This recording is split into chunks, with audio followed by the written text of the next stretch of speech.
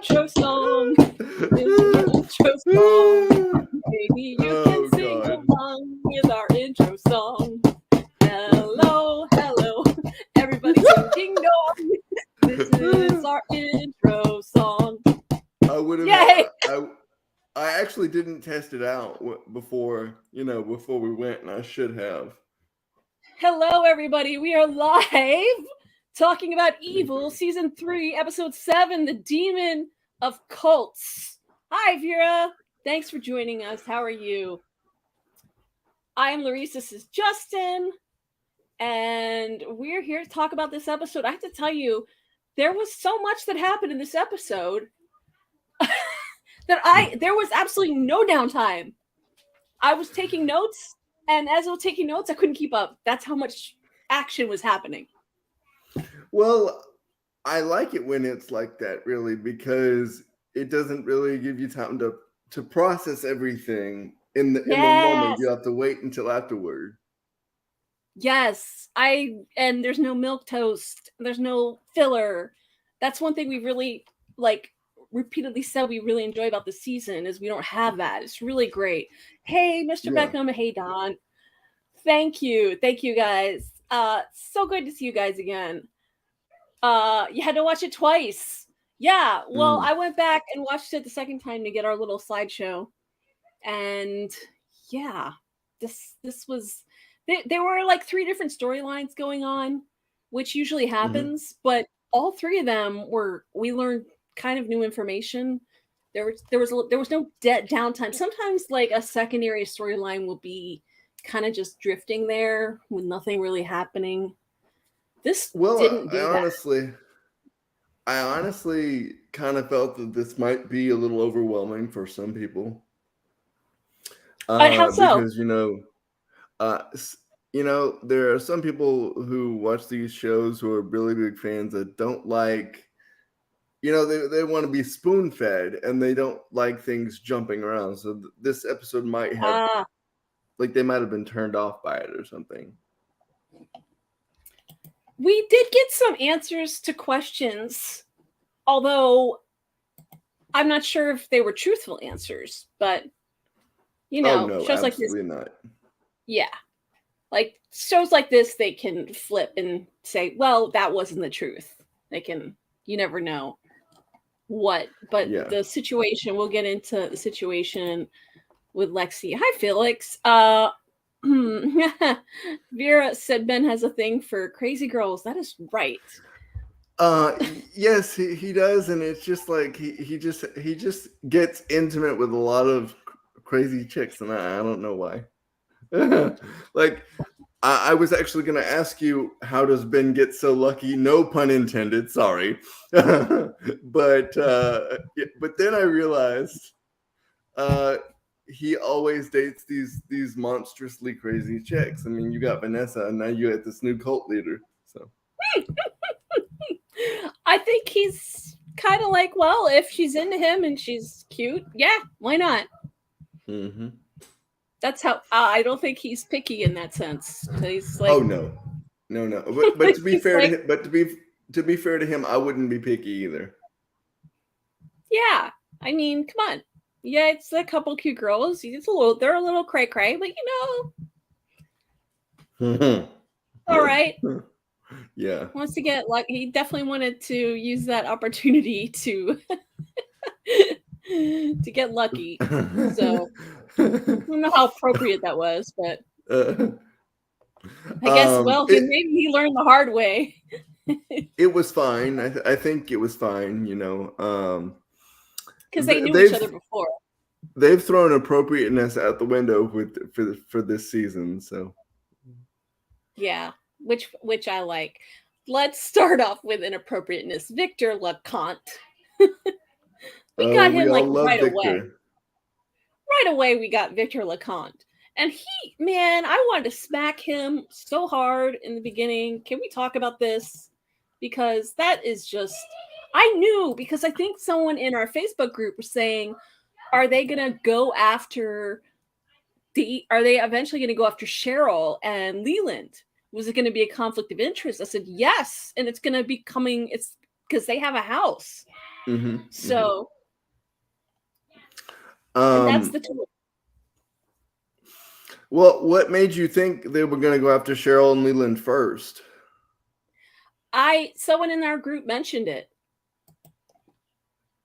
Oh, okay. And I said, remember, I they were didn't see trying to, that.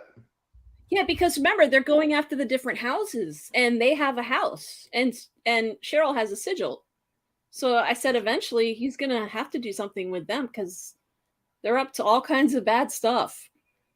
And there's no way the Vatican didn't know about it because Leland is obviously up to stuff that they would not condone, especially since they consider themselves sigils. And I don't know how you felt. I don't know how you felt about the whole thing, but I, for one, was not surprised by how observant they are, but I was shocked at how they're starting to go after Lexi. Like, why not a bigger name? Like you said, why not Cheryl or Leland or that one guy that gave the shrunken head to Cheryl? So I think their reasoning is maybe they can intervene and prevent her from her apparent supposed destiny of becoming what they are calling they were grooming her for. So I think they're trying to intervene because she's young and maybe her future, her destiny is not predetermined. It's very possible Cheryl and Leland are beyond help. But, and also, they're also older. So somebody younger is going to grow up and take this sigil, take over this house, and do some serious damage as Victor Leconte tries to. I think I said his name wrong on purpose. Victor Leconte tries to explain there were comparisons to Hitler, and I thought that was a little extreme. Yeah, well, Victor Leconte he's not really subtle in the way that he explains things to David. He gives it to him very cut and dry. But here with the Lexus thing, we didn't know what his goal was. Did he want to kill her or, what was he after? Yeah, there's something definitely immoral and unethical and also creepy about putting a toy in a child's room. I guess they're using it to record and spy. Maybe it's a spy cam, I'm assuming. Yeah. That's what I thought too. But that's completely inappropriate because kids get changed in there. So that's not appropriate. And if they're recording their conversation, no visual, also inappropriate, but not as inappropriate. So I mean, but it's 4 girls in one room. You would think that they would go to the bathroom one by one to change into their clothes, I would think, don't you? No. Nah. Okay. See, I don't have daughters yet, so I don't know these things. No, you probably wouldn't. Maybe the older ones might go in to change, or the younger ones. I don't know. It really depends on the kids, but usually, whatever. Yeah, usually they don't mind. Like, if you're younger, they don't care. Like, once you go through puberty, you might start feeling a little bit insecure and maybe do that. But I don't know. If you're sharing a room with someone, I just feel bad, though. That's a lot of people for one room. I don't know who's going to get that room, but well, they are building the second room, though. Yeah, I don't know who's going to get it though, because they even brought it up in the episode. I would think that that Lynn is getting the extra room because she is the oldest, and she's going to need the room when she starts going through the change. Yeah, so maybe they can rotate, like as each one gets older. And then Lynn is going to go off to college in like probably 2 years, right? 2 or 3 years. So the next in line, you go next. You get the room. And then that's a good idea. Yeah, that makes sense. As they slowly go off to college. Vera say crazy sex is good sex. And Mr. Beckham said, "Welcome to the glasses club, Justin. I've worn glasses my entire life. I just usually wear contacts." So Yeah. I've been part of the Glasses Club forever, man. So Yeah. And Ben can pay for his consequences later. They need 2 bathrooms too. That's even worse than not having like a separate sleeping. I mean, I guess if you're young, you don't mind it's like bunking, like bunk beds, like a big sleepover party. But when you get older, I guess maybe when you're young, you can probably have a little more tolerance to other people sleeping in a room, like 4 people. But when you get see, older, you have 4 people like farting in a room with you and like snoring and sleepwalking and, having to get up to pee every 5 seconds. Especially if you're up on the top bunk, you're gonna step on someone's head on the way down every time you have to see get up. for me, I sleep in my own bedroom with a king bed, and that's it. Okay, there's nobody in the room with me in a separate bed or anything. It's just me. So that's the way I like it. Yeah, that's good because that's probably the best way. Yeah. But when you live in New York, there isn't a lot of space. You don't have as much room, so you gotta smush like cramp people in. Well, this guy, David, is obviously not going to go and put this toy for obvious reason. Not No. only is he going to be betraying Kristen for doing that, but it's unethical. It's 100% unethical. So, And I correct me if I'm wrong, but when he was going to the house, they told him to wear his collar more and yeah. everything. When he was going to the house, I think that he might have been wearing his priestly collar. And When he went to dinner, yeah. I was he mean, wearing it? I don't recall. I don't remember. I mean, Oh, that's okay. Well, we can get to that because I have pictures from it. I didn't think he was. okay. I thought he was looking pretty casual. But LeConte says you're going to get invited to dinner. And How could they possibly know that?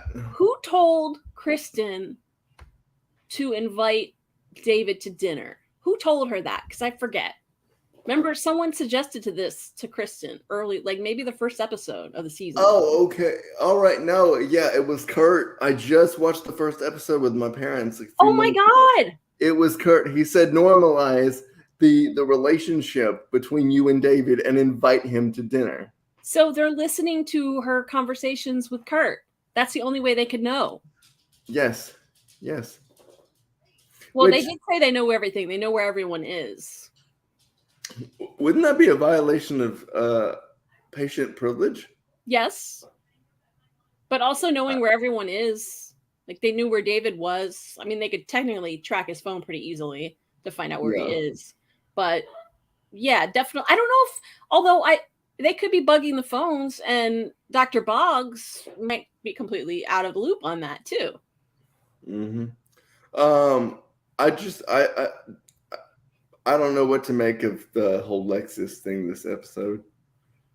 Well, he tells her that obviously Lexi, as we know, was conceived at this fertility clinic, and she's being groomed to replace one of the houses, and they want to observe her. They want to monitor her. Which is kind of creepy when coming from the Catholic Church, all the scandals that they had. So it's kind of creepy saying you want to monitor somebody who just happens to be an underage girl. Yeah, it's completely inappropriate. No, it's definitely inappropriate. I agree with you on that 100%. So these guys go to this, I guess it's like an intervention. It's almost like group therapy for casualties of QAnon. I've seen these things, believe it or not. I've seen these things. They have these things where I live, actually. Do they? Yeah, they do. They have several seminars in Alabama for people who have been whose family members have been captured by these QAnon conspiracy nut job. Okay. And so I know there is a subreddit for it. I have seen that too. Yeah, there is, but you got to be careful because there's a lot of these scam places popping up pretending to, we're going to help you get out of these situations. And they don't help you. They really don't. They're just after your money. Oh, okay. Deprogramming facilities. So they were like role playing, I guess. They were trying to role play, like how to respond if your family member starts going off of the whole Kool-Aid And changes. I feel compelled to mention right here, this is definitely not a promotion of anything because this is on Paramount Plus as well. But there is a documentary relating to the QAnon family members of people who have been captured by the conspiracy theory. And it's on 60 Minutes Plus in the originals tab. So if you have Paramount Plus, go watch that. It's very informative and very terrifying. Oh gosh.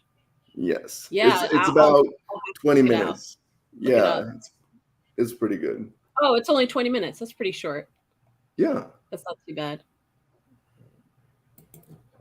So this guy has gone to deprogram a young man named Owen, and basically somehow in the midst of all of this deprogramming it, and this wasn't QAnon, this was this Jesus hippie cult that we learn about later. Yoga hippie, whatever, blood sacrifice, ghost cult. I don't even know what to call it, but it's called, what's the name of it? It's Yeshua. Yeshua. They call it Yeshua. That was the name of the deity, I think. Yeah. That was the deity that they prayed to. Oh, okay.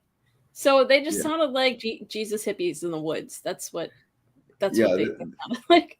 And when they got there, yeah. Yeah. Well, this guy, the deprogrammer, thinks that this guy that he tried to deprogram is possessed. Let me ask you this pop-up. Because we had a pop-up, and I know you don't like the pop-up book, but I was like, really? Oh, it's really scary. Do we have a photo of that? Yeah, let me see if I can pull it up. I don't know why I took so many photos of this. Is it before they went to the... Yeah, there it is. That was it. Okay, yeah, there it is. Okay. Go back like you did with the sex demon, the demon of sex. The sex. That was, yeah, that demon of cults. There it is. Yeah. That one was interesting to me. But however, not as fun as the VidTap one, but that one was definitely enjoyable. Okay. The VidTap one was a lot of fun. Out of the many pop-up books we've had in the last 2 seasons, I've only enjoyed 2 of them.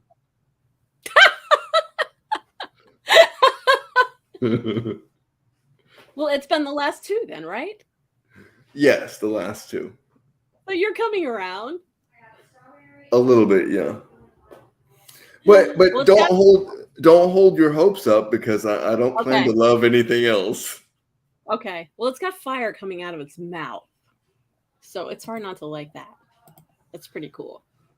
I mean, I see that and I think of Game of Thrones. So. Oh, maybe that's why you liked it then. I mean, there was no naked women in there, so I don't know. Oh well, we couldn't show that. They could show it, but we couldn't show it. They'd be pulling the stream down. So this guy, his name is Owen, and he seems pretty possessed to me, the way he's talking. And the only issue here is that they've been keeping him without any type of medical intervention for a month, basically tied up to the bed. Well, I don't think they could get away with doing this, even though the parents are his guardians and they decide what is best for him by court order. I don't think they have the authority to do this without checking with someone first.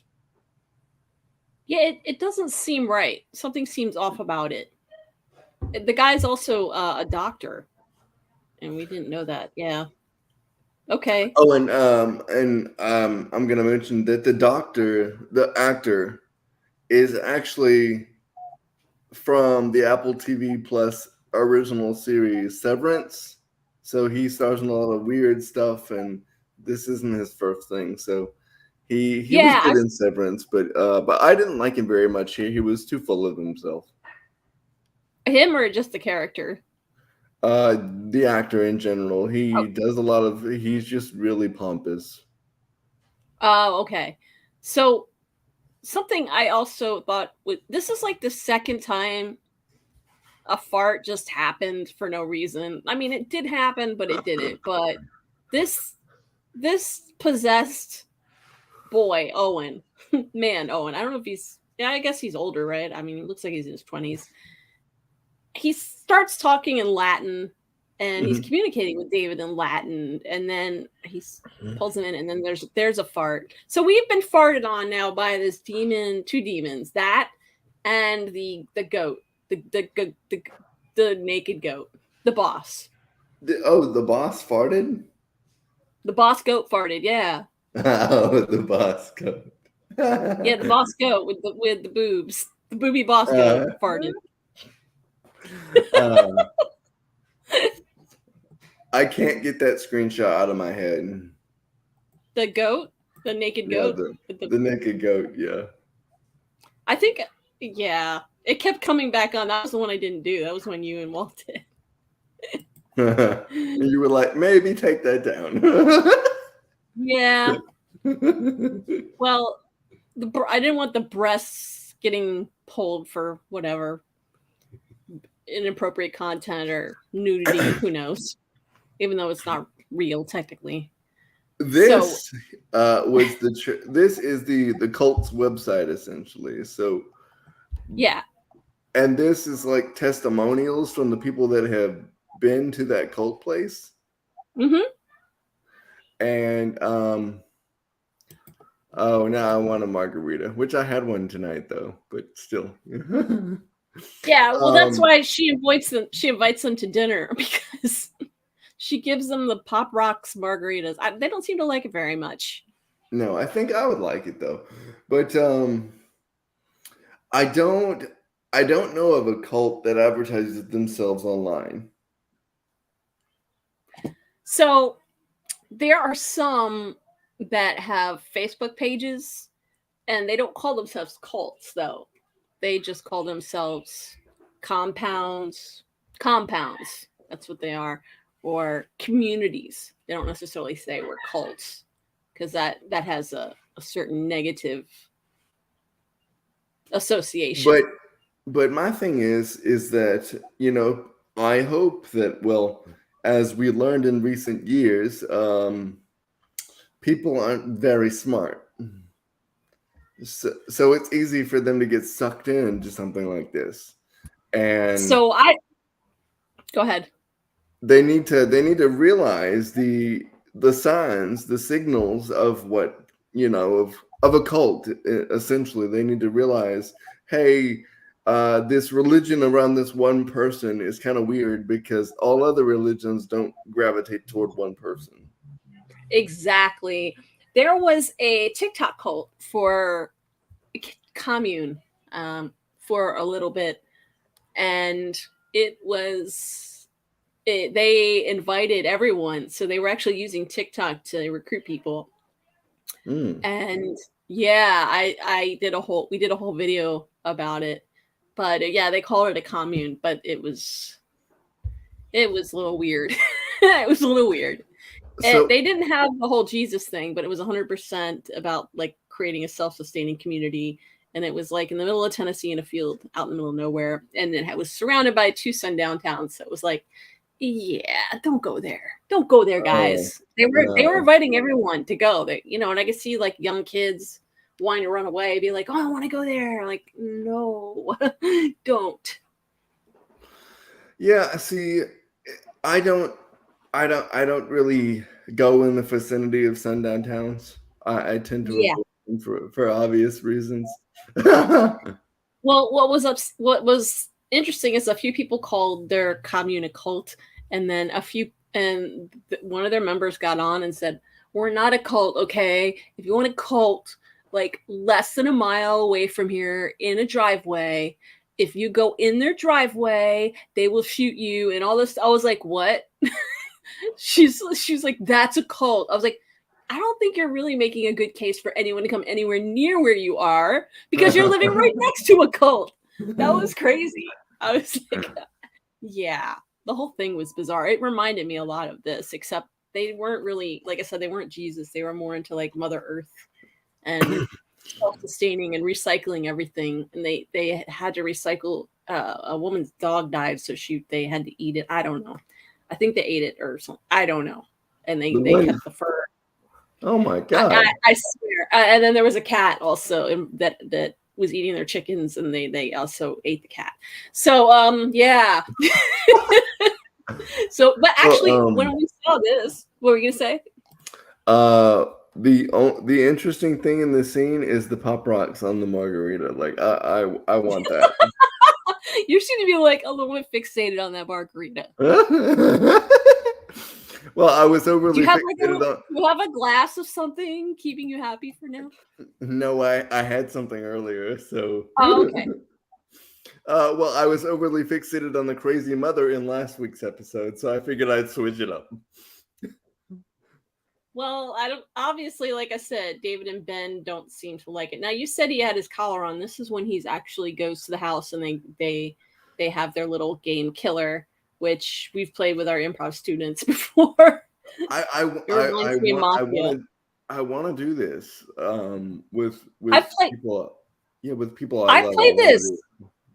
I played a version of this in when I was like also little, like in my church group. We played a version of this, my church youth group, and I only like went to 1 or 2 youth group meetings and did one of the games we played. But it was different. Like you winked at someone and then you switched places with them, and I don't know how it worked, but it was different than this. Yeah, this is Killer. It's also Mafia. There's a game that our students play too.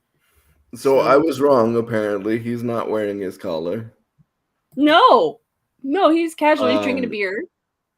And okay, correct me if I'm wrong, but I think that they put extra makeup on Lexus's face for this scene right here. Maybe. I think I have still coming up of that. It's funny because Kristen's just having a blast. This must have been a really fun scene to shoot because you don't usually see all these characters together in one scene. David barely has any contact with the family, definitely not Cheryl. And it's just interesting that everyone is together in the cast, minus the bad guys. and well, Andrea. That would have been great if we had Sister Andrea and Leland there. That would have made it perfect. Yes, it would have. But you might not remember. You might not remember. I know I didn't. I had to go back and check. But David has never been in a scene with the girls before. He hasn't, huh? I thought he hadn't met them, huh? No, never. Wow, I had no idea. Maybe I don't know if they gave her more makeup. I think they maybe it's just the lighting. The lighting in the camera. Her face looks more vibrant than usual, I guess. More mature. That could very well be lighting and camera angles. 100%. They're all in makeup either way. Oh yeah, she's great. They're all in makeup either way. They all have their own makeup before they go in. And how old is the youngest daughter? Because like she looks like she's 8. I think I don't know. The actress or the character.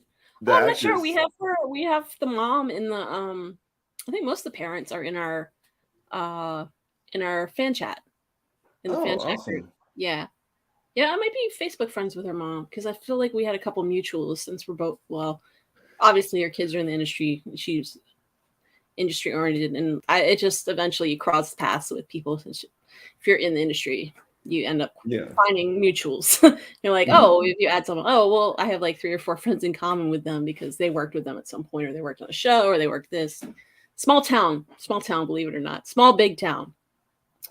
The girls met David at his pre-priest party. Oh, right. Oh my God. Thank you. That's right. Yes, you're right. Yes. Okay. Yes. I was wrong. Yeah. Again. Yes. Go ahead. No, I was going to say that they've had some previous Yeah, I completely forgot about that. That was the end of last season.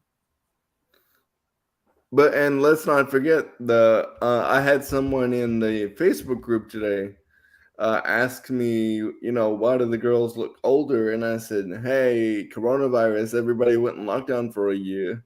So we didn't see them on TV screens for a year. Yep. And that's why they look older. Like, it's the passage of time. Come on. Exactly. Why did the Stranger Things kids look like they're in college all of a sudden? Because they waited 3 years for between seasons. It's like what happened with the Harry Potter. Also, same thing. They waited Yep. it was literally 3 years. That was ridiculous. But at least here there was less of a gap in time. Yes. They probably would have had to recast had there been any more time lapse. Yeah, if you look back to the first season, they all look very, very young in comparison. But I don't know what to make of. I think she's just playing a game. I really don't think that Lexi is evil. I know. I don't think she's evil at all, and I agree with you. Mr. Beckham says, is Lexi doing down? He says doing down that path, but I think he means going. Going. Okay. No, I do not believe she is Mr. Beckham.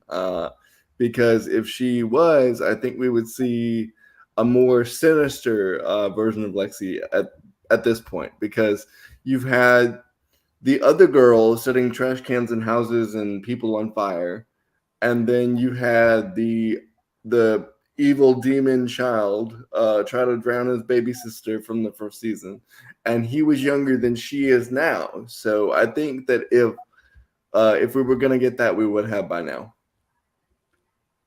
Yeah. Don't you think it's interesting that Cheryl's there?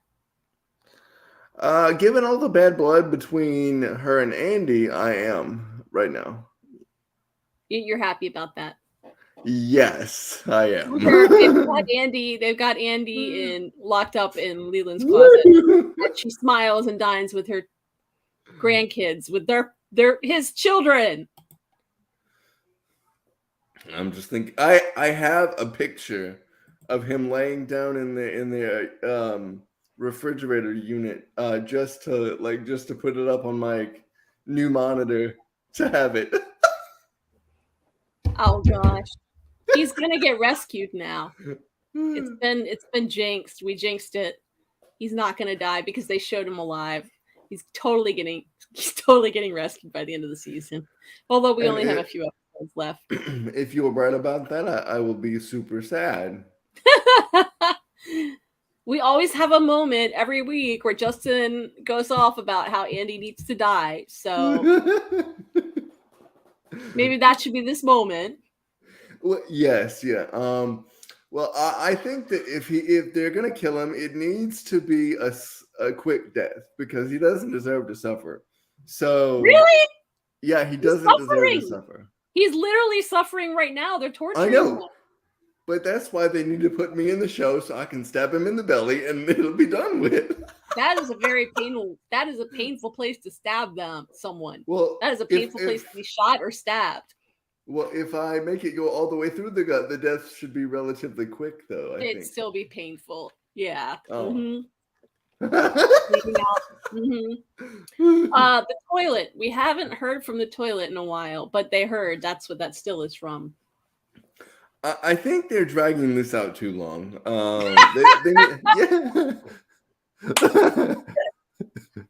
like, I thought we fixed the toilet. Then found an eyeball in the toilet and never said a word about it. Like I'd fixed the toilet. I took the eyeball and just walked out of the house. I totally forgot about that. Yes. I think he took the eyeball to get it tested for DNA or something. No, he flushed it back down, didn't he? Oh, right. Okay. Right. Yeah. I think he flushed it right back down, but he was so done with everything. He's just like, bye, I'm leaving.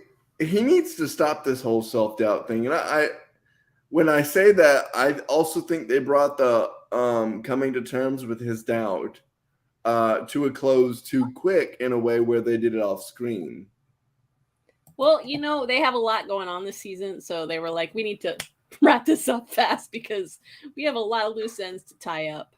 Mm-hmm. But yeah, David goes looking in the girl's room and he finds that these plumbers that came to fix the toilet, I guess they actually called someone to try and fix it again. They were with the entity though. Yeah, it was LeConte. They went in as plumbers because obviously they didn't fix the thing, and they put the toy there. Creepers gonna creep. Oh, and he took it from the room. Yeah, he took it. He knew. He went in there for that reason.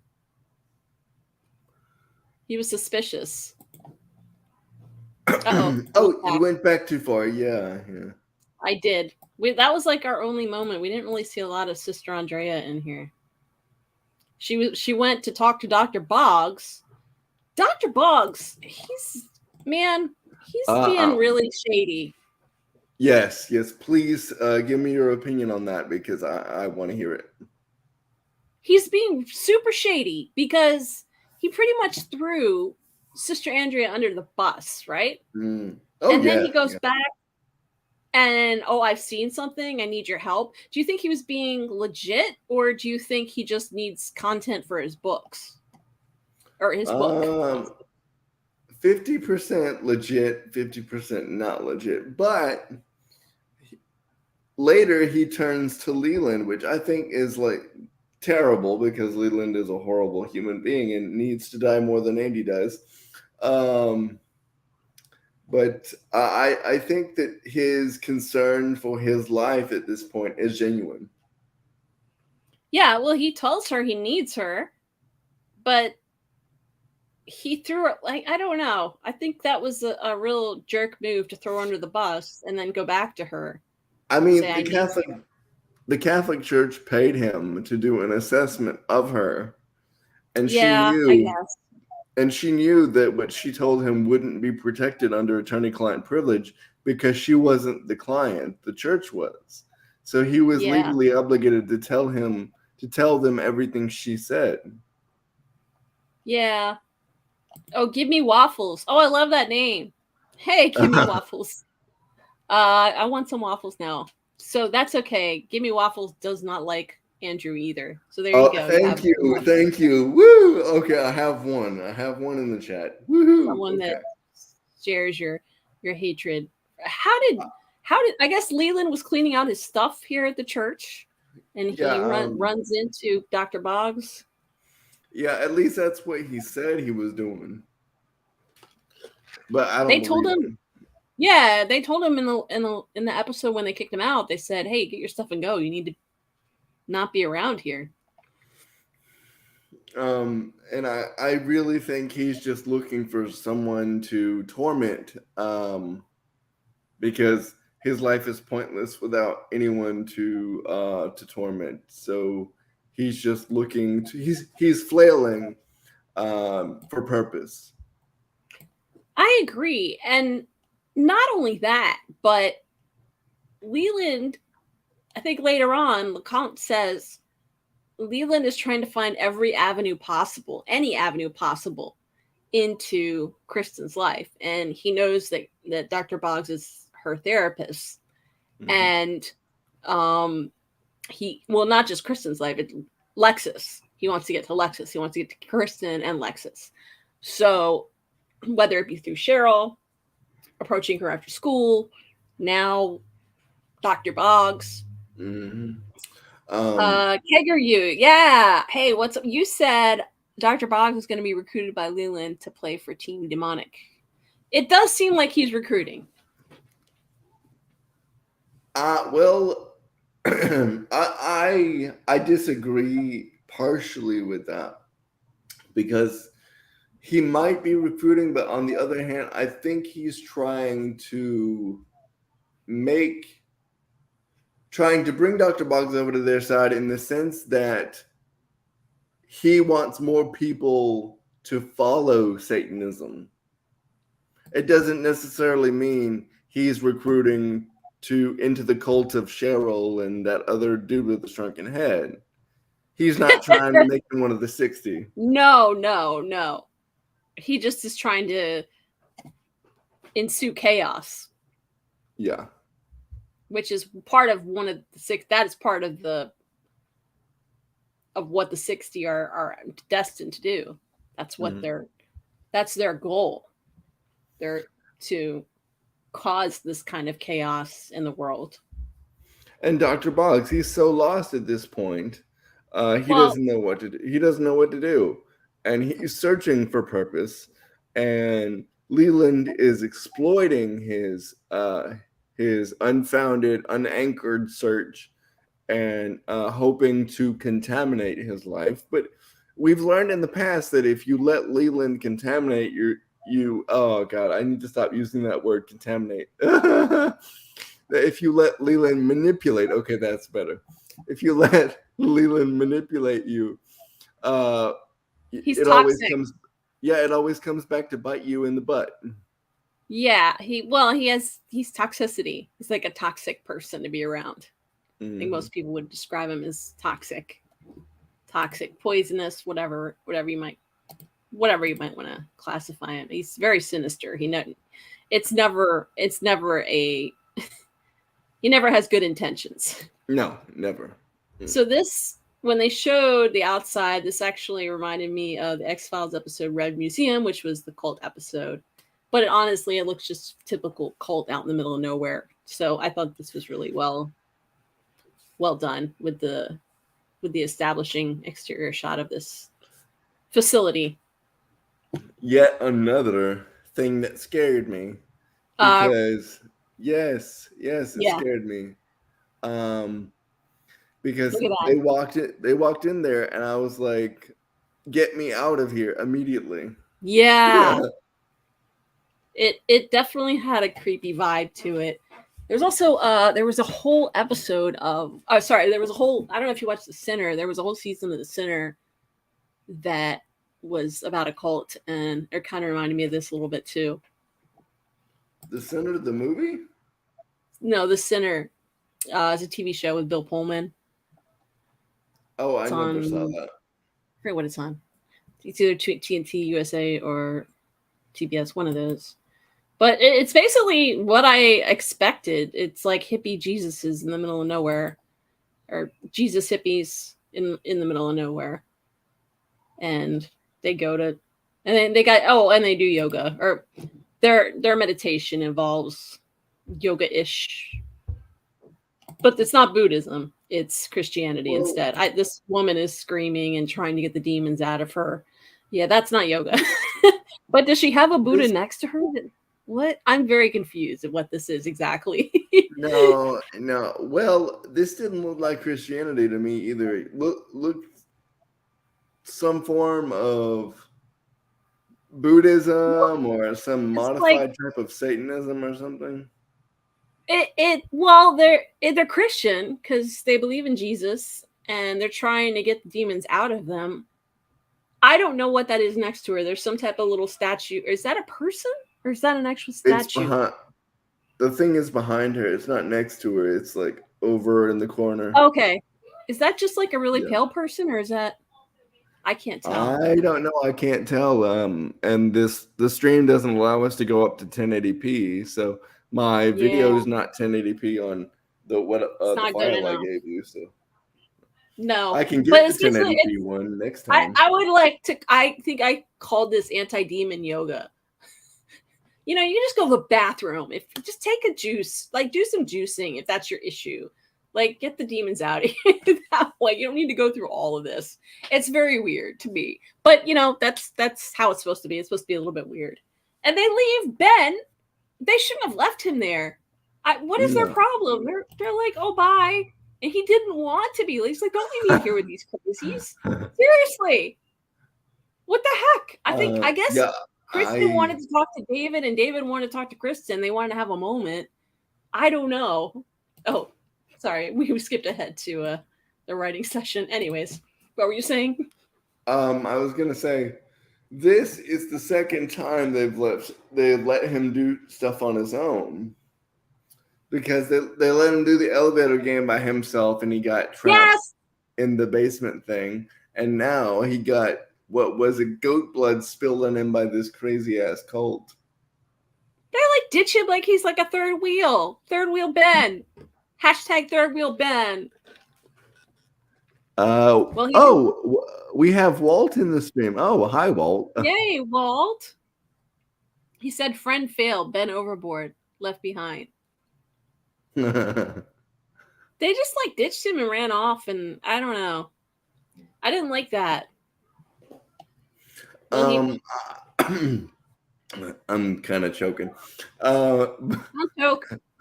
But I think that they'll keep him close to the chest from now on because of everything that's happened to him. Well, we hope so. Yeah, and I think he'll voice his disappointment and dismay over this being abandoned multiple times. I don't know. Humans are creatures of habit, and they tend to make the same mistakes over and over and over, especially in TV shows. It just drives me crazy. Like, how many times you don't watch X-Files, but there's just like a continuous strain of Mulder ditching Scully. It was just like constantly ditching her. Yes, ditched her so many times. Yes, a whole bunch of times. At least like every other episode. I don't know, because he's just like, I gotta go, and then he doesn't tell her where he's going. Or he's like, I'm gonna go take care of this. I don't know. I can't even explain it, but that's why I'm like, okay, well, humans are creatures of habit. So yeah, it's probably gonna happen again. And also, because Ben was left by himself, he ends up finding sanctuary in crazy people. So and see, that worries me because so Ben stayed, and let's be honest here for a minute. I'm gonna censor myself because I don't want to, set off any alarm bells or offend the audience. He got some. Yes. Well, it's like, you're gonna ditch me, so you're gonna ditch me. I might as well make the most of it.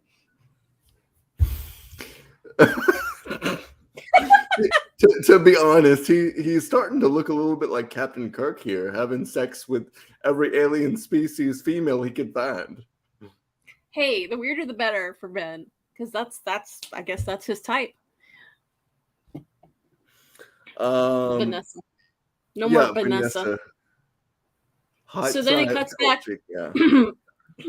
It cuts back to Kurt. He's got writer's block. And of course he's got writer's block, because he's writing From Bali to Queens, My Spiritual Journey. That doesn't sound like anything interesting. Of course you have writer's block. That's what you're writing? From Bali to Queens? Really? Really, bro? As a psychologist, I would think that he wrote books before, wouldn't you think? I guess. But you still need a creative whatever. You need some type of creativity. You can't just. Some people aren't very good at writing. Still need a little bit of creativity in you, I guess, unless it's all technical. But this is supposed to be more about his own personal spiritual journey. No, stick to what you know, bro, and write psychological books. Like, don't dip into the spiritual stuff. He knows nothing about that. No. Well, he did meet the demon that booped him on the nose, and now he wants to capitalize on that because people are into this stuff. I mean, people do read. There's so many freaking books about like paranormal. It's just crazy, especially demonic possession and everything. It's insane how many people write their own experiences. But yeah, so I guess it's lucrative. And then he's not writing. And so he looks at Leland's card. Why? Why not just call Sister Andrea? I don't know. I'm not sure. I guess maybe he's trying to get a different angle, needs different use. I don't know. Oh, way to sell your soul. What are you talking about? Dr. Boggs, Walt? Are you talking about Ben? I don't know what he's talking about. I don't get that. I mean, I agree with his previous comment that the cult chick was hot until she almost killed him. Yeah. until she brought out that machete thing.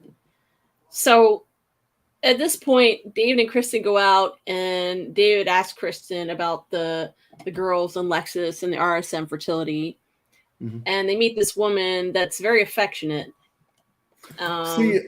See, I'm an affectionate person too, but I wouldn't just go up to somebody and give them an unwanted hug. Like, I'm not like, this isn't you or Walt. Like, I wouldn't be like, hey, to some random person on the street in New York. Look at the Kristen's like, no, I don't know you. Do you pause these screenshots? Like, do you go through and pause before you take the screenshot? That's how you get all these good expressions, though. Yeah, I'll go through and I'll pause and try and find something interesting. See, you are so much better at doing the screenshots than I am. Because I was like, I caught her face when she hugged, and I was like, oh, that was a good shot. Because she's just like, no, okay. I mean, I guess you can hug someone. I don't know. Some people are just like that. They just start hugging you. But I am a hugger. I gotta admit, I'm a real big hugger. But I ask before I hug. Yeah, it's something weird about like hugging strangers, but that sounds very culty too, because they're trying to bring you in. And the whole kissing David on the cheek thing, that was like, oh no. Oh, did she kiss him on the cheek? She did. She did both cheeks, like she was Italian. I missed that. Okay, I didn't get the screenshot of that. Oh wait, maybe I did. Maybe I think I remember watching it, but maybe I didn't get the screenshot because when I went through it the second time, I didn't look through it. But they ask her if they know. I guess they're looking for this guy Owen's girlfriend, and that's where she was. Her name is Lily. And to be honest, this might sound a little rude, but she's not the best looking. I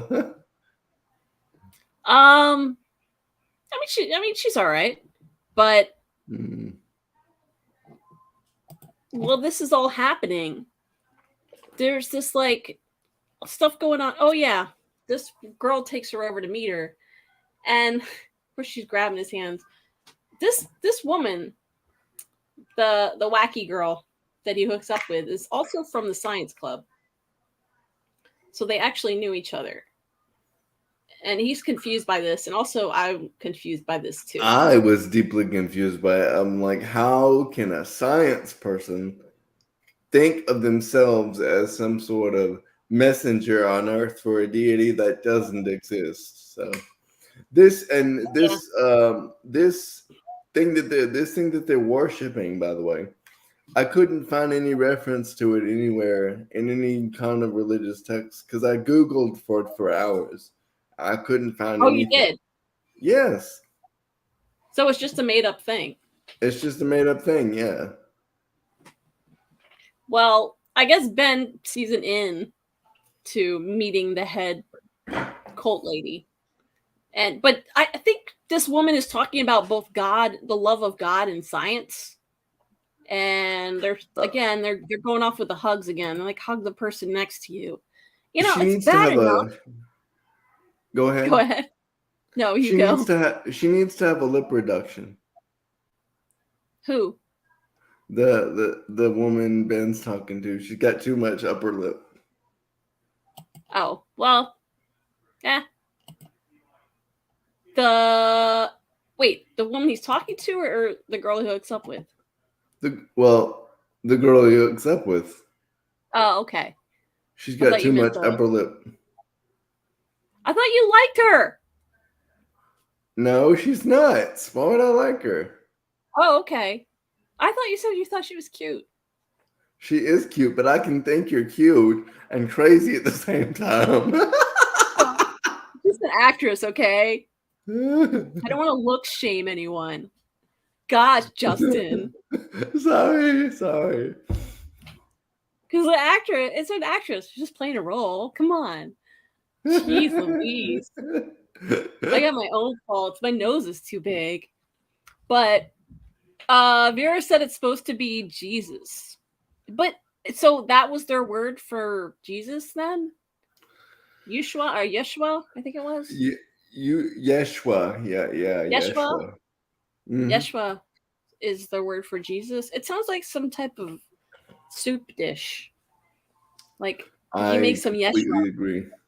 right? Like, hey, do you Yes. want to give me? Yeah, give me a side of Yeshua. Yeah, let me get it. I don't know. It sounds like something that would be like almost like a Middle Eastern food dish. That's like I could say that's like a Middle Eastern. And I'm from a Middle Eastern family, so anyways, moving on. That there was a moment I think I caught on when they were like hug the person. I think I caught them hugging Ben because some stranger hugged them. They're like, "Oh, hug the person." Yeah, that one. Oh my God. It's bad enough in church when they say, "Oh, turn to the person next to you and say peace be with you," or shake their hand, and then you have to like shake everyone's hand. Like, do you go to the person in front of you or behind you or to the side and say peace? And like, what if you go to someone and they're like, they totally like diss you, like Brush don't you even. off. Yeah. Yeah, that's Yeah. just an awkward thing. And like if you're an introvert and all of a sudden you're like you're in church and then they're like, oh yeah, just now give your blessing to the person next. Now these people are flat out, oh, hug the person next to you. Oh hell no. There's still a pandemic going on. To hug random people. Dude, come on. Really? And I had a similar situation in 2011 when I went to like this youth group seminar for people with disabilities that like taught you how to live independently and all that. And we had an exercise where you had to like hold hands in like the circle and squeeze the other person's hand. For some reason, that was a thing. I don't know why. But I am unable to use my left hand. So then the person next to me was like, "Do I just like squeeze his shoulder or something?" And I'm like, please don't touch my shoulder. Don't touch me. Just don't touch me. We're good. Let's do it. Let's do an elbow bump. Or let's just say hi. Let's wave. That would be perfect. Just wave to the person next to you, right? It's because honestly, because they don't just do it in church. If you go to a funeral or a wedding, you have to do it too, because it's a religious service, right? So yeah, it's just an awkward thing. So Vera said Hebrew is okay. That's the Hebrew word for Jesus. That makes sense. Okay. All right. That makes complete and total sense. That makes sense. Yahweh. The reference Yahweh isn't that a Star Wars thing? No, Larissa, it is not a Star Wars thing. I'm thinking Jawa. Walt, if you're watching, we totally need to get her cultured on Star Wars. Oh, Ben is giving this woman the side eye. Yeah, or maybe when she goes, Renee, her name is, which is weird because they already have a Renee in the series. We have David's Renee. This I knew when she was like, "Oh, let's talk about entangling our hands," and she's like, "Put my hand," and then they like locked hands. I was like, "Oh, here we go." Okay, here we go, Ben. So I need to get your opinion on this because I think that Ben likes the crazy women. Like, it's not just that he accidentally falls into relationships with them. He's genuinely like magnetized to them. Like, he will gravitate toward them. You know what? You're right. Oh, you think so? Yeah, because in the last episode, the kind of cute nerdy girl from VidTap was totally into him. Yes. She was totally into him, and he wasn't into her at all. And she wasn't like that at all. No, but I'm saying she wasn't like this. She wasn't this alternative. I was into her though. I'm worshiping Yahwehs. Oh, Yahweh is also Hebrew for Jesus. I apologize right now for messing up, not knowing, my ignorance on this matter, because I do not know that much Hebrew. I know various Yiddish words that everyone else knows. That's it. And occasional expressions based on like past attending bar mitzvahs and weddings and other ceremonies. So that makes sense. The Yahweh.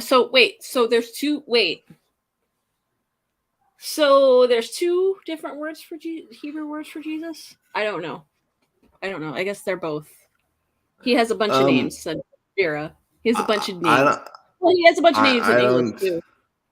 I don't think we should try to wrap our head around how many names Jesus has in other languages. I think we should just leave that there. You know who also has a lot of different names? Santa Claus. It's like way too many names. Popo Gijo. Yeah. Papa Noel. Papa Christmas. Kris Kringle. Saint Nick. It's a lot of names. Cinder Klaus.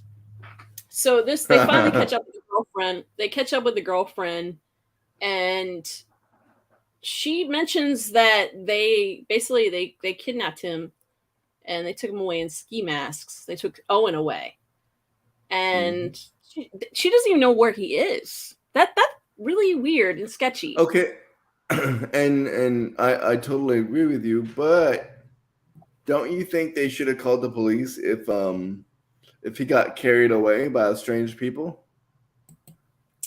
Yeah, maybe. I was thinking maybe because she needs to be deprogrammed too. They didn't tell her, and they probably, once obviously we see later on, this is a very controlling organization, and they don't mess around on that end. So if you're gonna have to get a goat blood spilled on you because you act out of line, who knows what other kinds of consequences you might suffer for going against the rest of their organization. I just saw one of the comments. I'm a little confused by something Walt said. He said, "I thought Joe was on the podcast with you."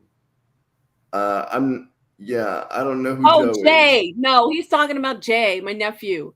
He is in the next room. Yeah, my nephew's in the next room. No, he's not on the podcast. He's doing a D&D Zoom thing, I think. So that's why you're probably hearing him thinking, "Oh, what's he doing? He's on the podcast." Okay. Because Walt was downstairs. I was hearing him in the background going, "What is he doing?" Oh, yeah, that's probably him making all that noise. Yeah, if you hear, I was thinking of shut.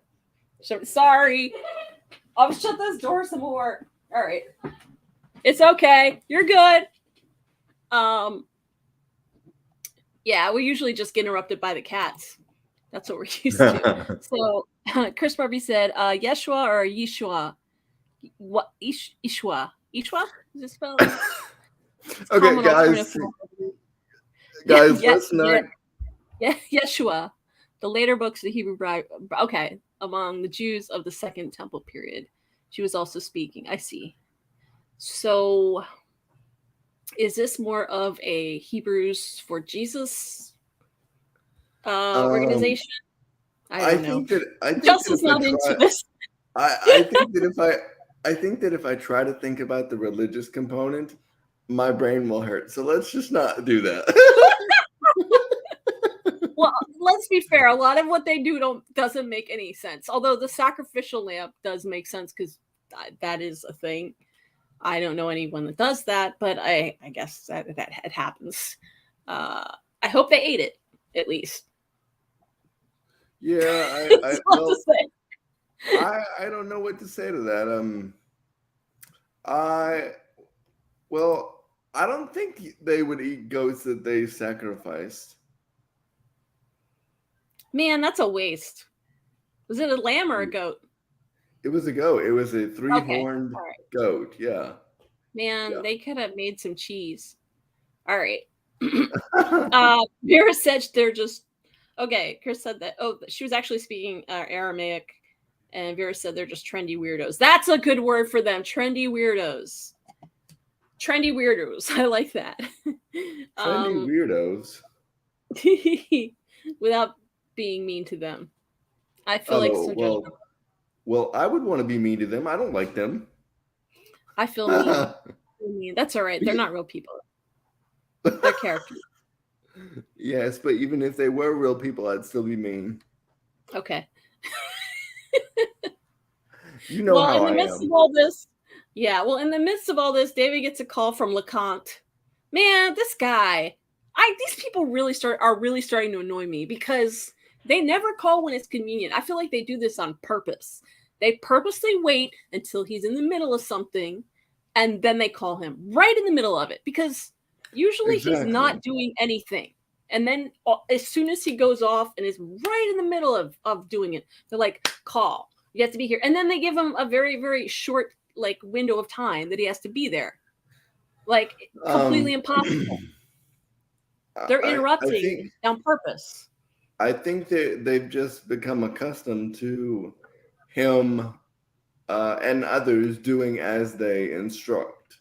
And so they aren't used to someone pushing back. Vera said, interesting that they don't want to be called the entity anymore. Yeah. I wonder why. Probably because it's too ominous. Maybe. But we hear this goat. Well, David, when he hangs up the phone, I noticed he heard the goat pushing against the barn doors. And then we don't know that was the goat. We don't know that. I'm assuming that was the goat, or maybe some other animal. I don't know. There had to be a reason why they showed that.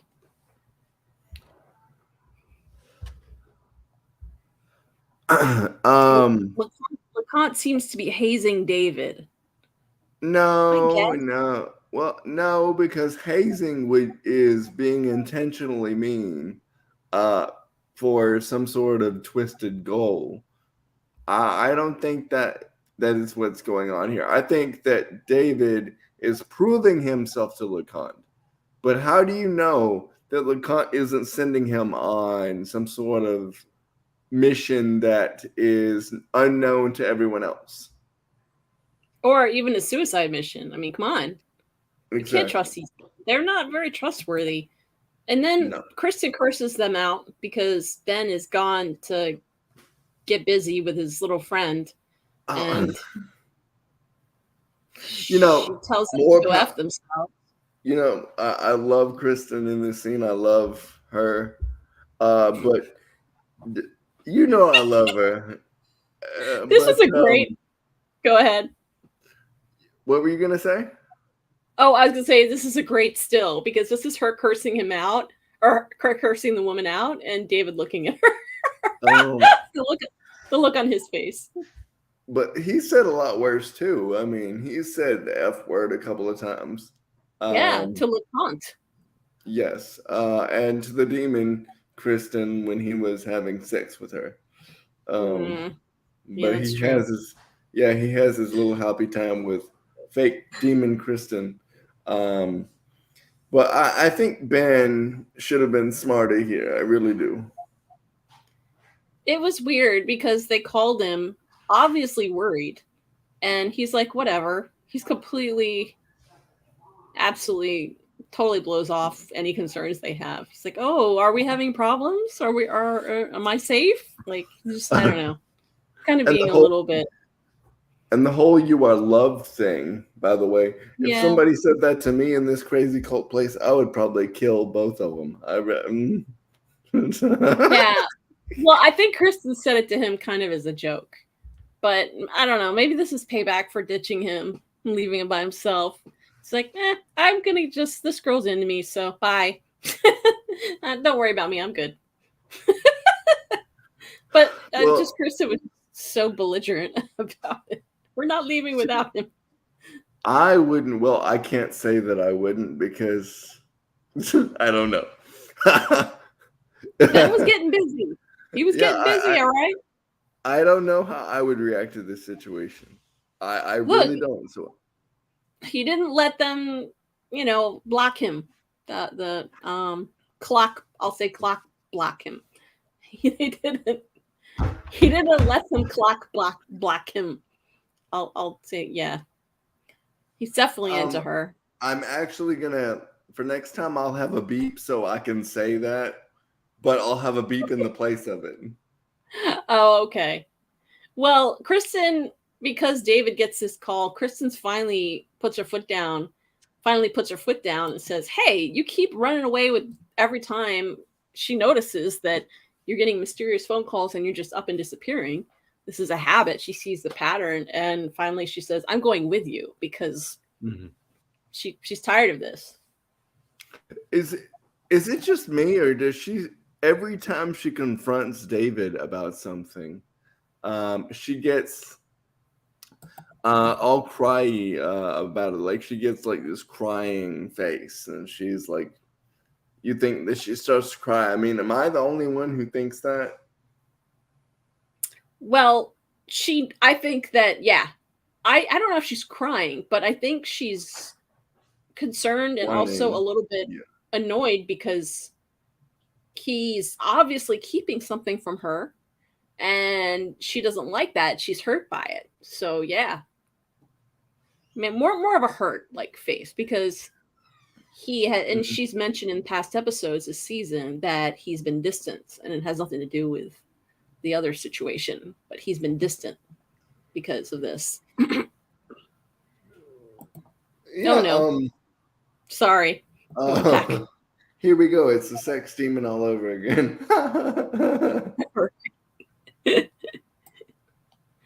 Yes. Oh, what were you gonna say? I'll catch us up. Yeah. So I think she believes that David is pushing her away at this point. Right. Yeah, that's. But what she doesn't know, though, is David's trying to protect her. Well, she learns. Thankfully.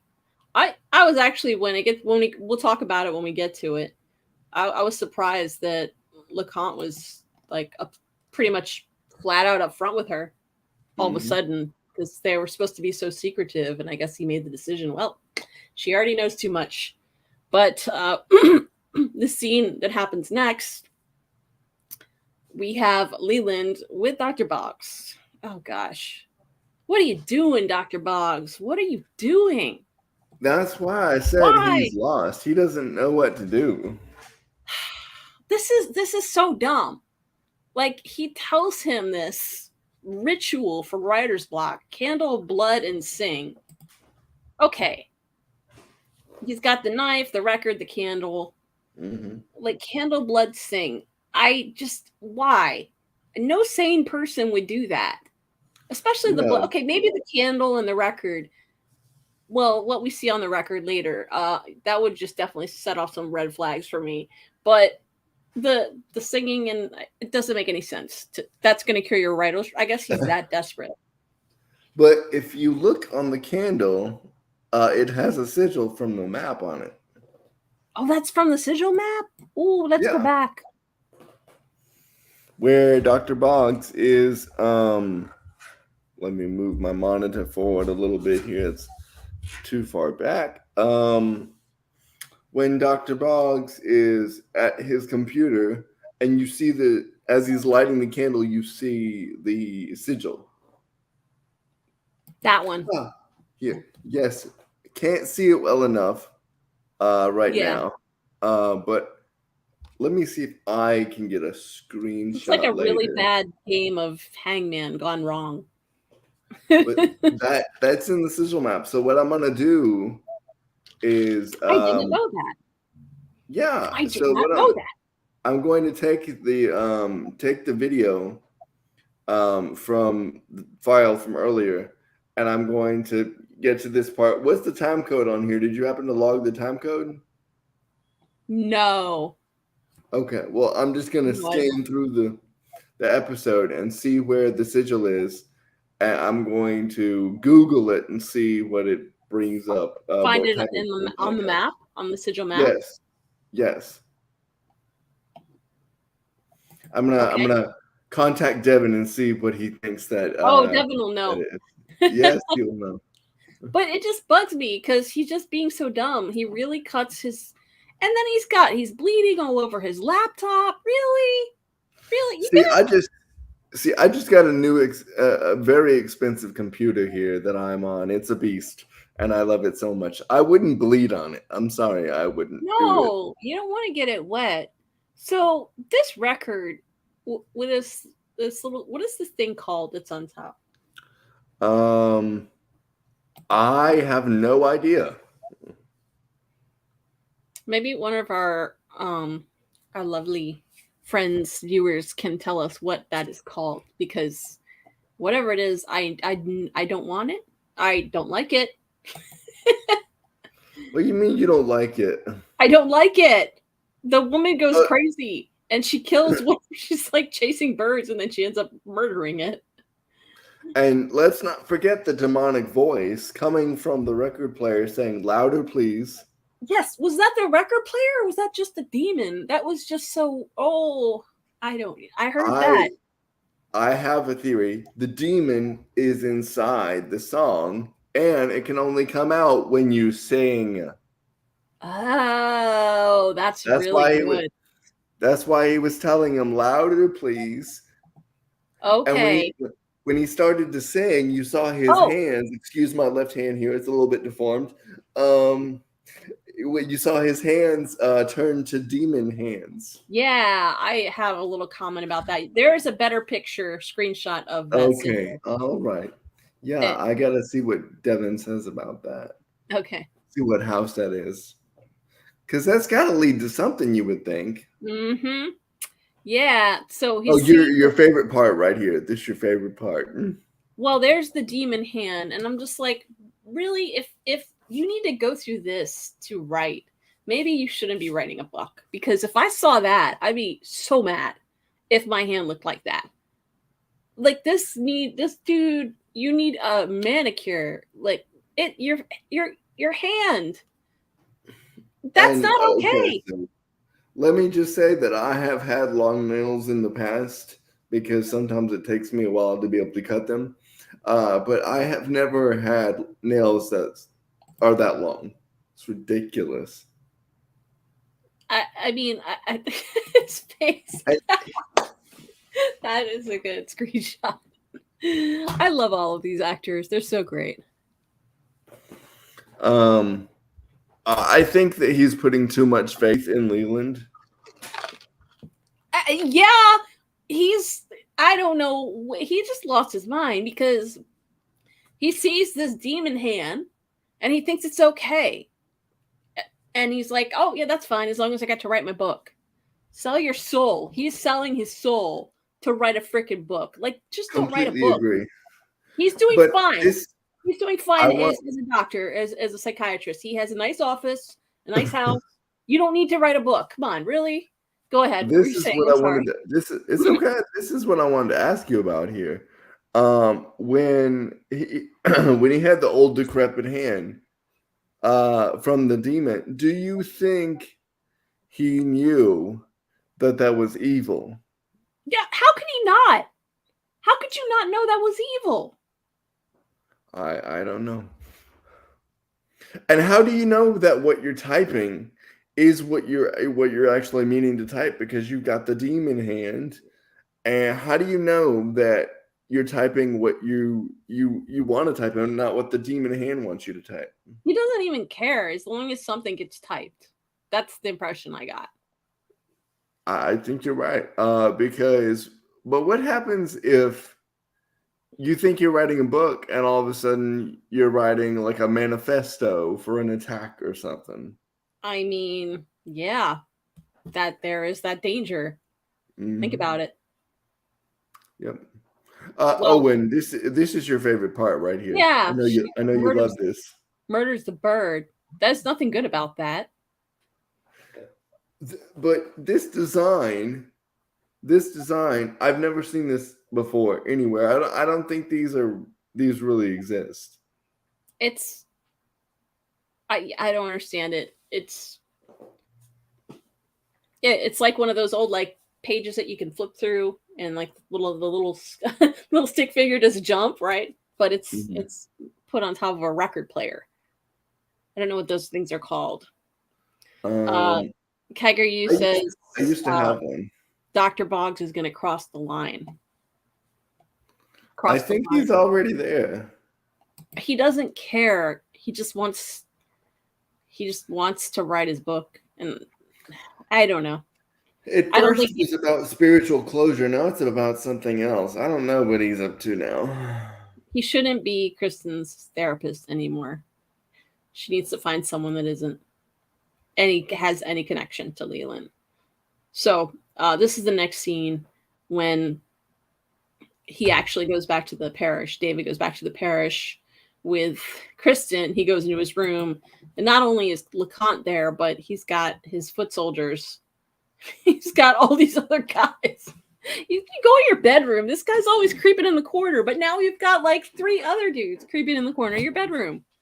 Come on. And see, I have a thing for privacy. Like you know how I enjoy my privacy. So yeah, I would be super offended if somebody like showed up in my bedroom unannounced, especially if it's like 4 dudes. If it's a chick, I'm okay. But if it's 4 dudes, I'd be like, "What the hell are you doing in my bedroom? Get out!" He doesn't. He's mad that Sister Andrea is going in there now because, well, she found him on the ground with that thing, that flying spider demon that we saw last time. I'm so glad we did not see that. Cerebral fluid out of his brain. Oh, cerebral fluid! Yikes! No fluids. No fluid sucking. That'd be good. So, but I really like this scene. He had plenty of fluid sucking from the demon Kristen. Mm-hmm. Yeah. Well, that's what it was. That spider thing. Kristen is. She's done. She's done with him being secretive and keeping her out. So it's too late. They actually end up inviting her in because there's really no choice. He's in the middle of arguing with them because he confronts them about leaving the toy in the girls' room, and she's like, "I need to come." He's like, "Give me a second." And she says, "No, now." And he opens the door. She says, "What is going on? What is going on?" I love that she put her foot down, and like, I need you need to tell me what this is. And then they are this secretive, cryptic, covert organization completely just spills everything. Complete blah blah blah blah blah blah, like completely. I guess they just decided at this point she's not going to go away. We can't keep her out of this anymore. I was just surprised. Yeah, you're right. I thought tongue tied. I think they know that having her as an asset is worth more than having her be on the outskirts of it and a potential liability. Well, she didn't really give them a choice at this point. They really did not have a choice. And honestly, their whole goal, they make pretty clear. It's just like, because after she leaves, they say, keep her in line. So they still want David to keep her in line. They're more worried, as you said, she could be a liability if she knows what's going on and she doesn't approve of it and she starts working against them. That there is that danger too. But at least they were finally upfront with her. And now the audience, us, we got to learn because he told her more than what he had told David. He told her everything. And now, right. And he didn't tell any of this to David either. Other than he mentioned RSM, right? All this business about Leland and Leland being involved with their life. Yeah. I'm just like, what the hell, man? Because David's leaning back there while he's talking.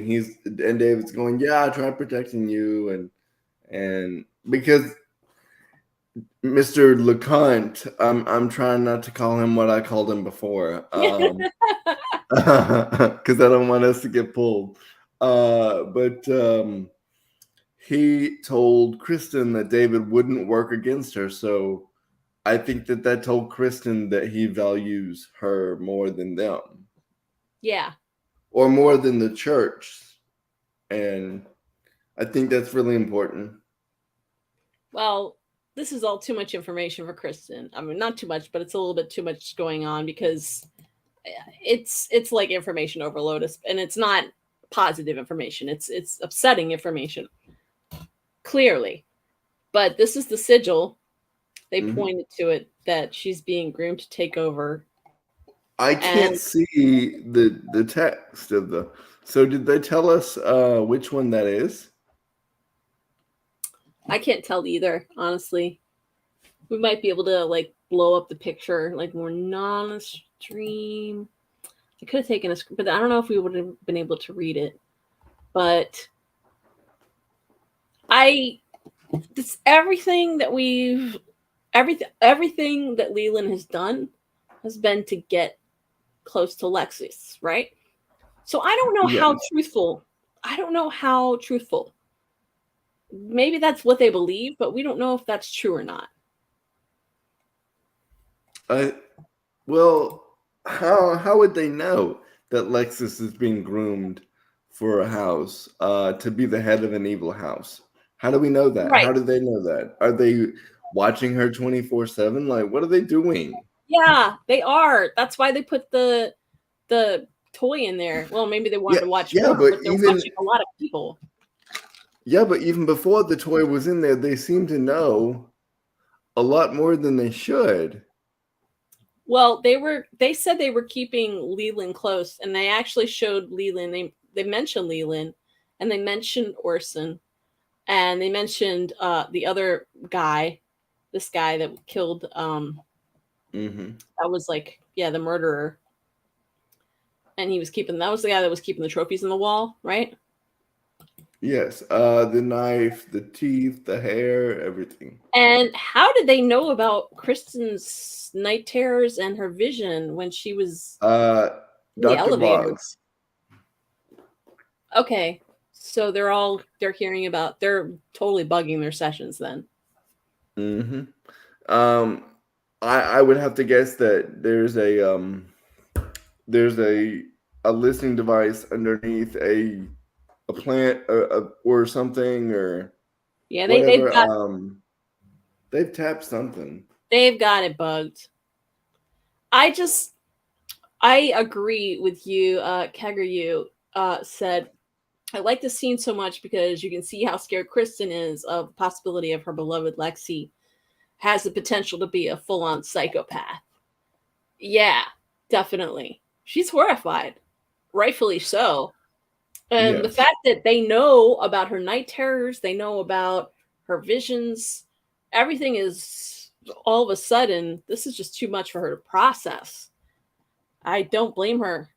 And it is very scary. So I just wonder how much truth is, like, how truthful are they being? Like, is this accurate information? Is this Leland's intention? Is she really, really being groomed? I don't know. I don't know. I wouldn't think so. Because she hasn't had very much contact with Leland, regardless of the few times that he's approached her. She doesn't like him at all, and they totally doxed him in the last episode. So, or that was the episode before. It was the episode. It was the episode before. Yeah, so they doxed him and they got him thrown out of the church. They don't like him one bit. The only other person that could possibly be grooming Lexi is Grandma. Or I have a theory. You'll probably disagree with this, but and I want to hear it, of course. Is it possible that one of the other girls is grooming her in some sort of way? I haven't seen any indication of that. They haven't, not that they've shown. If they are, we haven't seen any indication. The viewer hasn't seen anything that would. But you know how they do. You know how they do, sometimes do important stuff behind the scenes, though. Yeah, it's possible, but they admit the reason why they had Leland actually working in the church was to keep him close so they can keep an eye on him. So it sounds like they're 100% focused on Leland, and Leland is 100% focused on Lexi. However, he's doing a lot of other stuff, Leland. He's got a lot of different things going on. He's got this troll farm. He's got, he's got his closet with Andy.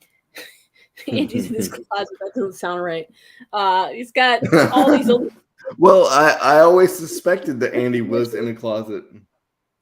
Oh, well, not that there's anything wrong with that. No.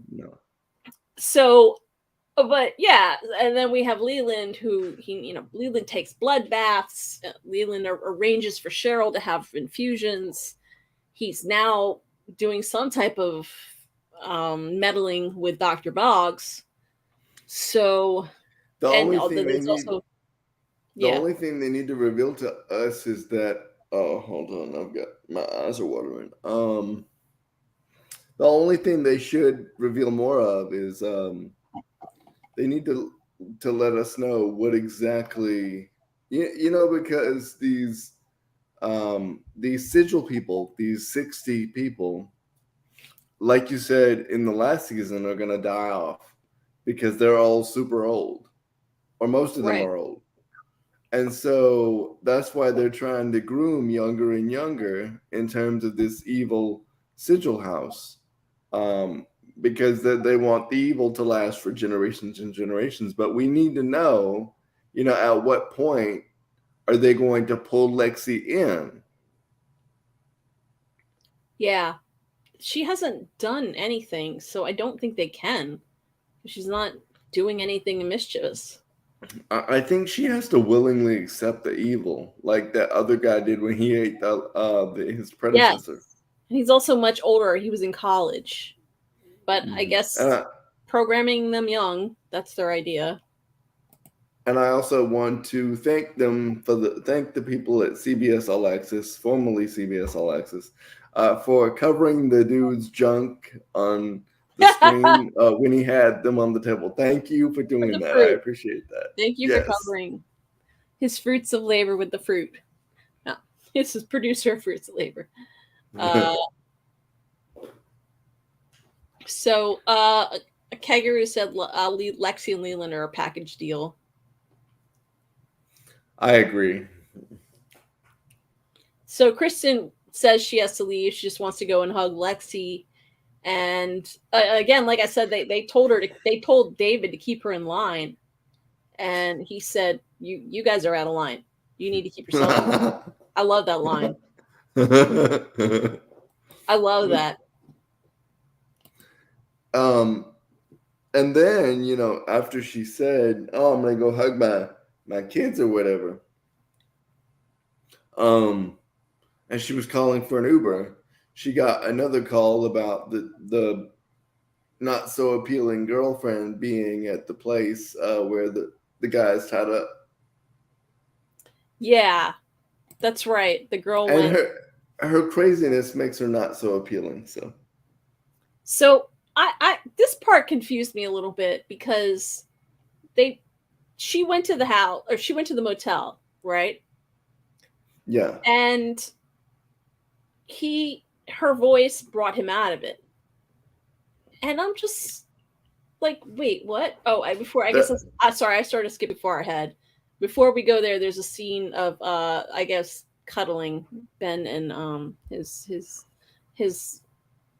I don't know. This chick he's hooked up with that is now about to completely flip into total craziness. I'm actually, when we first watched this episode, I was actually kind of jealous of Ben at first because she's really pretty and she likes science and she appeared to be not crazy until this part right here. Yeah. And go ahead. No, go ahead. And then I was like, wait a minute. She's pretending to have the spirit of this thing, whatever it's called. What is it called again? Yeshua. Yeshua. She is pretending to have the spirit of Yeshua inside her, and she starts talking in Latin, and she tells them there's going to be blood. There's like everything's fine, and then this bell starts going off, this bong, bong, bong, and she says, "There's gonna be blood. Don't freak out." And then she starts talking in Latin. You've got these people knocking it. Like, it all escalates so fast. That is like, if you can ever say the perfect time to say, well, this escalated quickly. This escalated really fast. All of a sudden, these guys are at the door. Wait a minute. Is this what she does to every sexual partner she has? Does she like pour goat's blood on them? Seriously, Ben's like, bye. And nope, you're not going anywhere, buddy. Like, what? Okay. So they say they need to do a sacrifice. Kristen, I thought they meant Ben was going to be the sacrifice. I'm like, oh, this is how they get people. They lure them in with Nookie, and then, well, I've got our sacrifice tonight. Good job. I gotta remember that word, Nookie. Yeah, I don't know how Ben wasn't complete. I would have been pushing my weight. Like, get off of me, seriously. Exactly. And see, it would be hard for you or for anybody to grab a hold of me because I sit in a machine. So you would either have to take me out of it. Yeah. Which, of course, I would put up a fight if you tried to take me out of my wheelchair without my consent. Or you tie me down with a clamp that you put on the wheel, which those are very hard to find. But you couldn't get one of those at a moment's I think you would have kicked their asses. You totally would have not let them. Like, Ben doesn't be protesting. He's just like, hey, okay. He's just like, let's see where this goes. Because I don't know. I love your faith in my ass kicking ability. I think Ben was just thinking with the wrong head. That's the biggest issue here. Let's be honest here. Ben was thinking with the wrong head.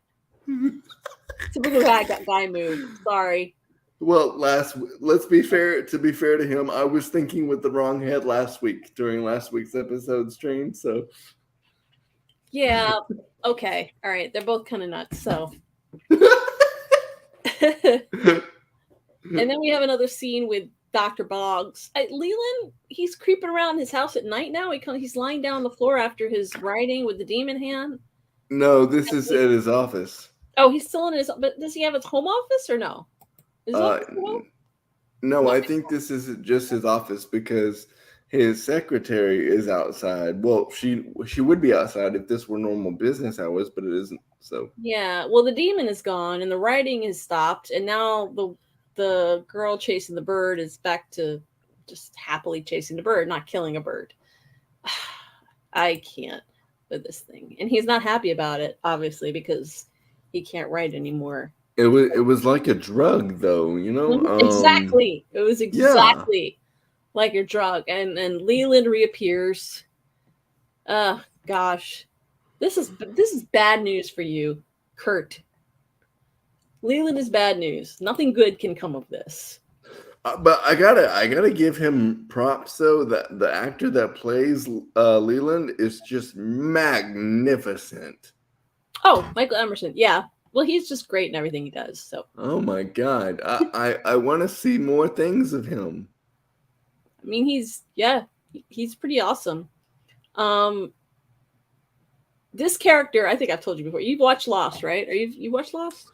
No, I have not. Oh, okay. He's a very similar character in Lost, but I gotta say this character might be worse. I think this character's worse.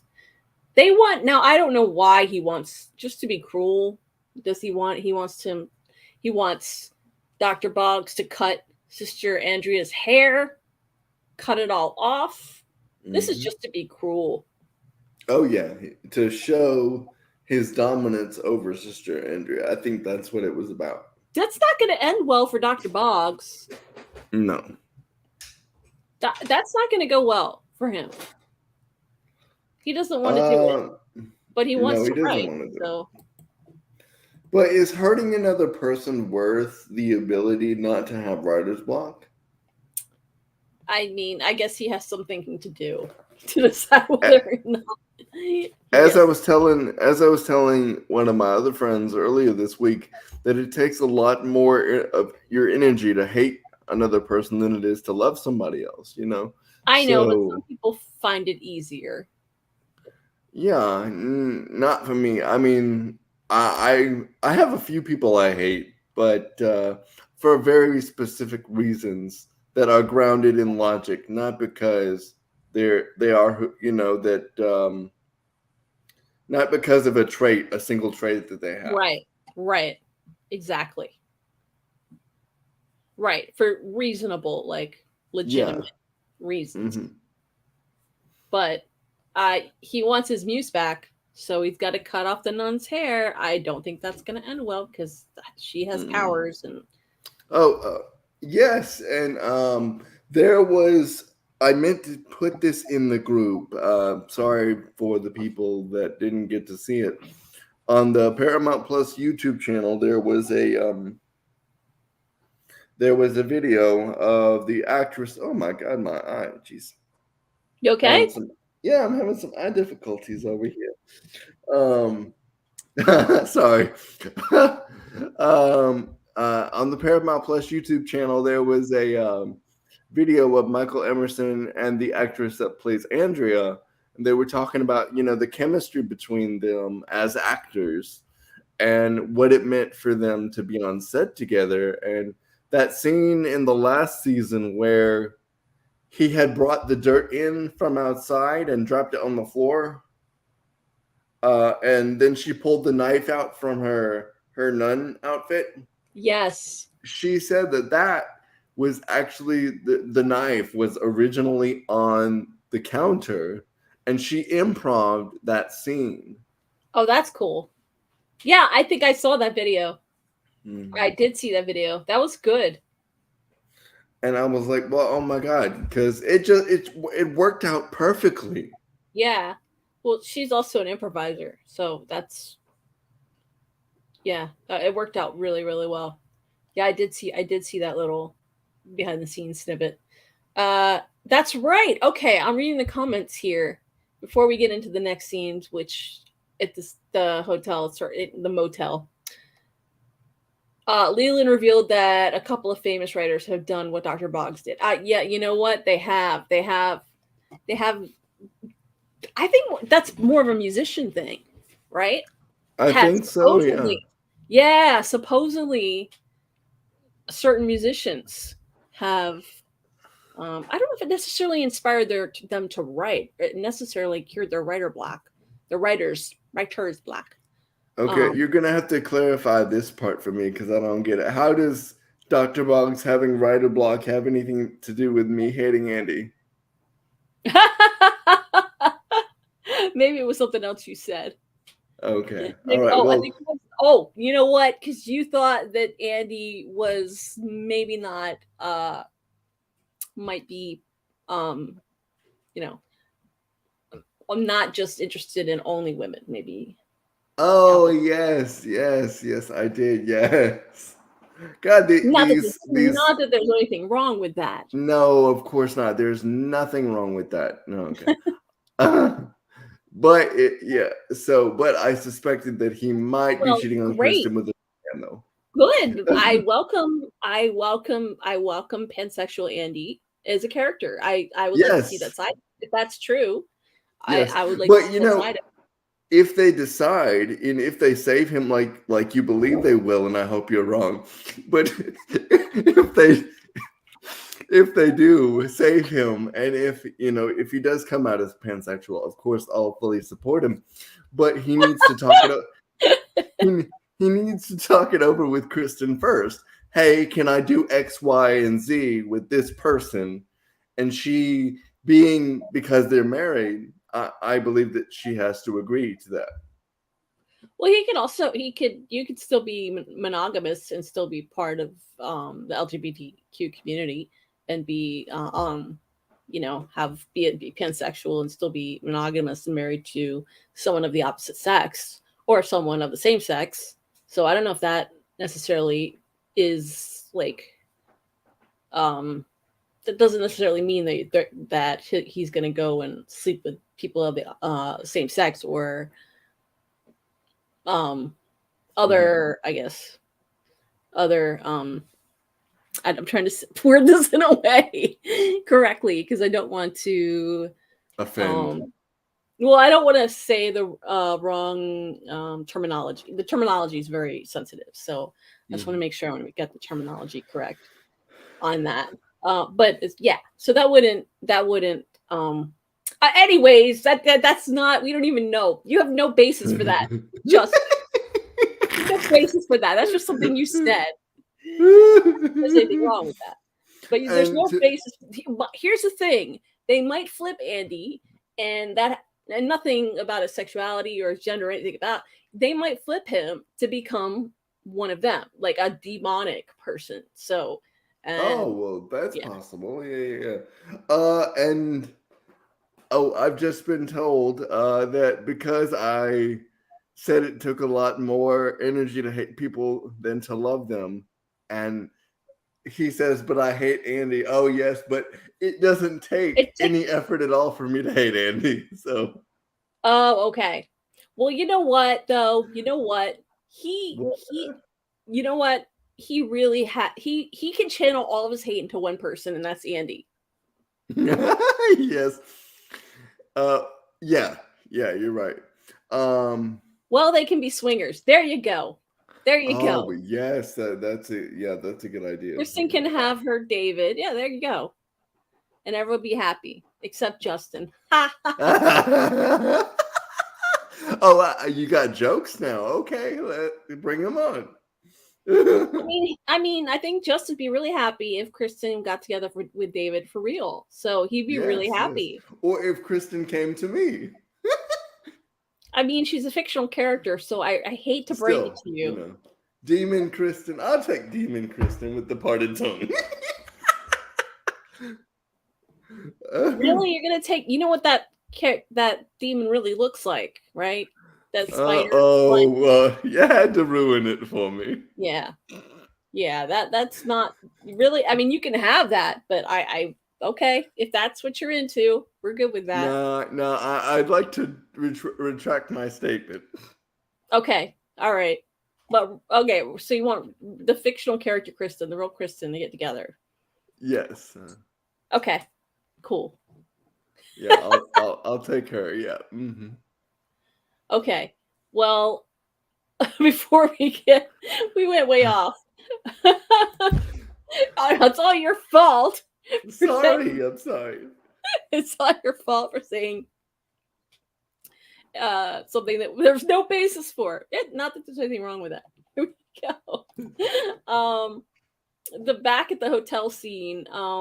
Yeah. So Kristen, this is what I didn't understand, because they tied Lily up, and that seems wrong. Well, if she was trying to free him, I could see why they thought it was best to tie her up. But to tie her up as much as they did, I disagree with that. They could have done it with a pair of handcuffs. Yeah. Why did they, though? They said that she tried to free him, right? Yeah. So what happens here exactly? Her calling out to him is actually what calms him down. Yeah, it pulls him out of it. But still, the demon wasn't exorcised, and that was a loose end that they just left hanging. Right. And I thought that was really stupid to make them go through all this crap right here and not bring that to a close. I mean, we brought Benson.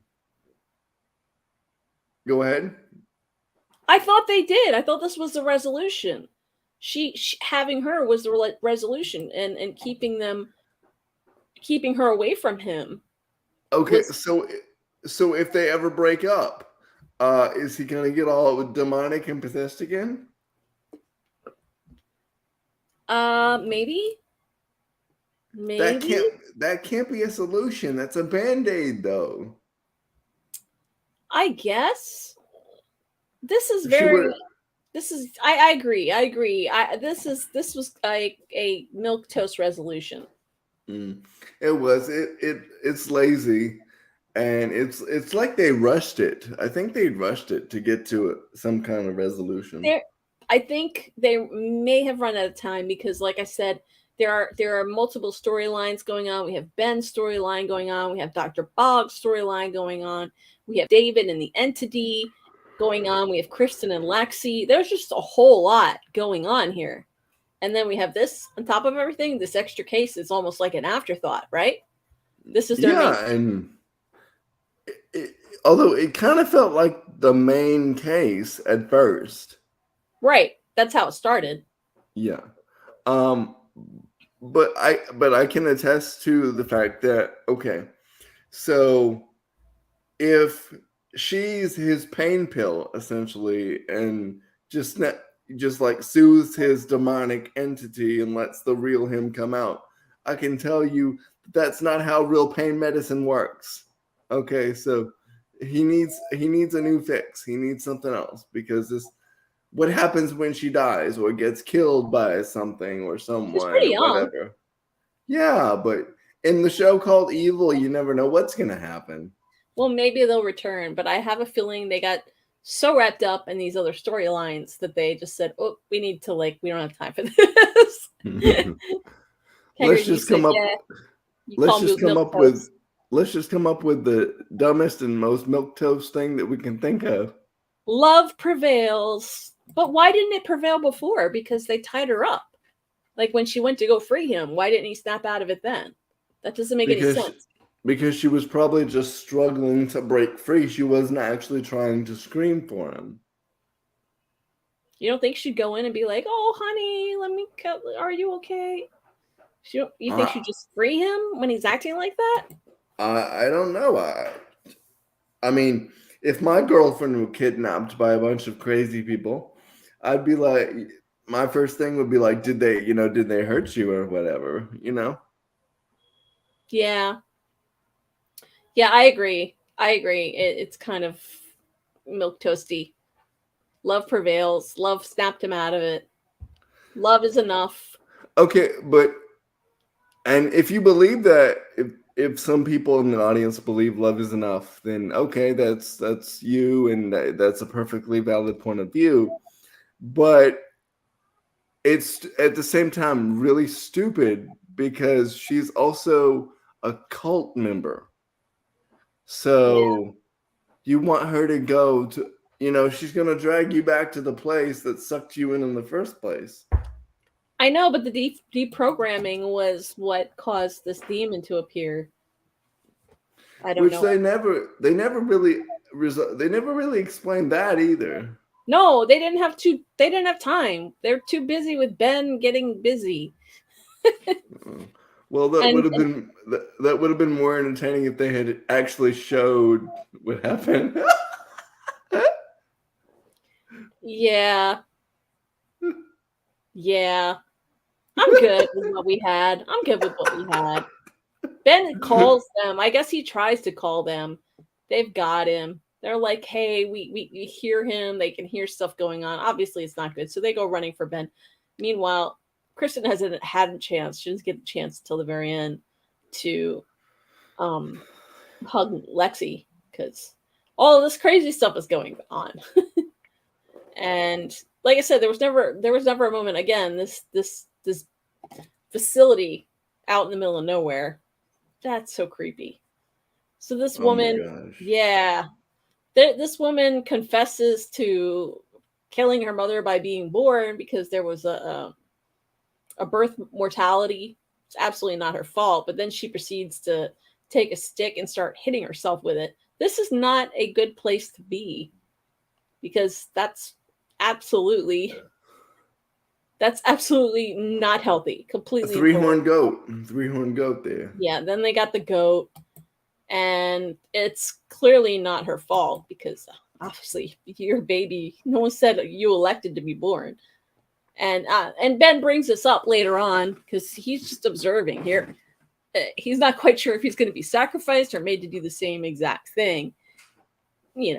Confess to being a murderer, or confess to, as this girl knows because she's been pumping his sister for information. Creeper. She says, "Oh, your sister talked to me and you feel guilty for your mom's death." Like, whoa, that's my business. Why are you airing my dirty laundry in front of all these people? Like, I would go to Karima and I'd be like, "Stop telling my business at these Nerdicons." Yeah. Yeah, she totally was gossiping with her sister. I would have been really mad. So they want him to confess. This form of confession is not. This is not a pleasant form of confession. You confess and then you beat yourself in the back with a stick.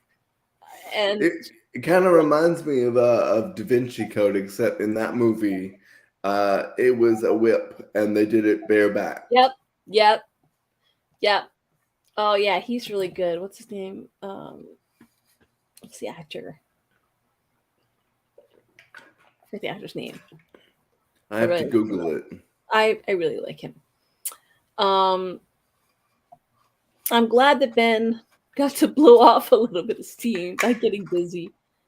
David and Kristen need to make it happen for real. Yes, kangaroo. Yeah, I agree. No, I don't agree. It's too soon for Kristen and David. No. Yes, I agree with you totally. The woman doing Mia Culpa thing was with the yardstick on her backside. Was she not hitting her back? Well, she was hitting her back.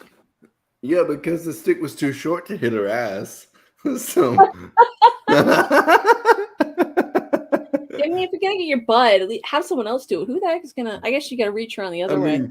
If you want to spank and get one of the other women to like bend you over one of those barrels over there and just like spank your ass. Yeah. If you're really that hard up about repenting, So, very seldom surprised Ben's sister would share something so personal. Yeah, I agree. With a bunch of people she doesn't know. Yeah. Well, no, she just shared it with Renee, and Renee blabbed it to everyone saying, "Oh, I know you need to confess." And then she's got the knife over her head. This is very threatening. I thought we were about to lose Ben. I started to cry in this scene right here because. Oh, what do you mean again? Well, we almost lost him in the elevator game. Yeah. I mean, they need to stop torturing Ben with near-death scenarios here. Yeah, stop ditching Ben. I mean, sure, it's good that Ben got some nookie, as you say, but they need to not abandon him because every time they do, bad things happen. Yeah, I agree, especially with creepy cult people. Well, they tried to get him back before they left, but they shouldn't have left without him. Been like, hey. And then he comes out. It's pretty uneventful at the end. He just comes out with the blood on him. Oh, they killed the goat. I mean, they should have told it. They should have told him, we're not here to hurt you. We just want to pour goat blood on you and make you feel bad about your life. Yeah. They were holding him though, like physically restraining him. So this was kind of a milk toast. That's all they did. Yeah, this is kind of a milk toast thing here. What do you think? No, because I prefer it to the alternative, which would have been hurting him. Yeah, I mean, I expected them to like take a hand or a finger or just to kill him.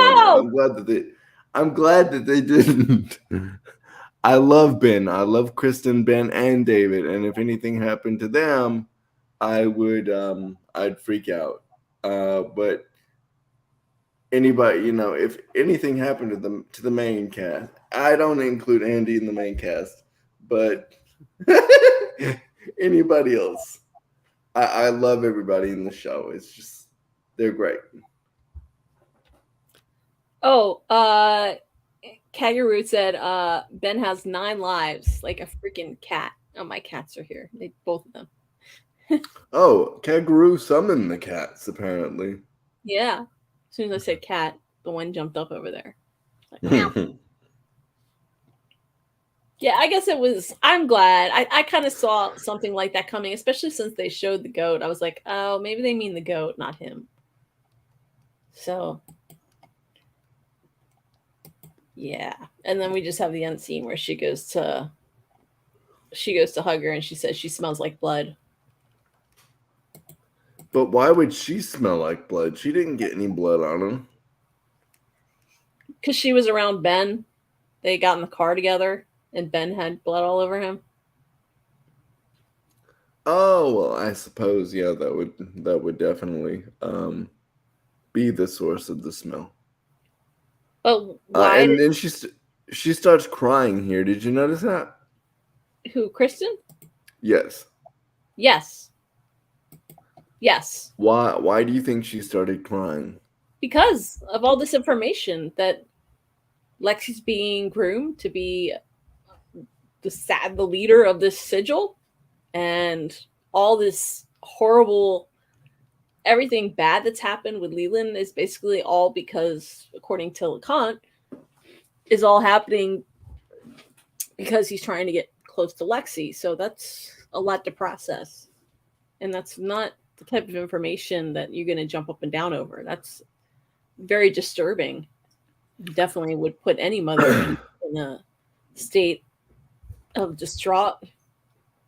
Yeah, and I'm also happy to report before we, as we're bringing the episode to a close, I'm also happy to report that we do not have a break this season, because Woo! if you've noticed, the wording on the Evil page is different from last year.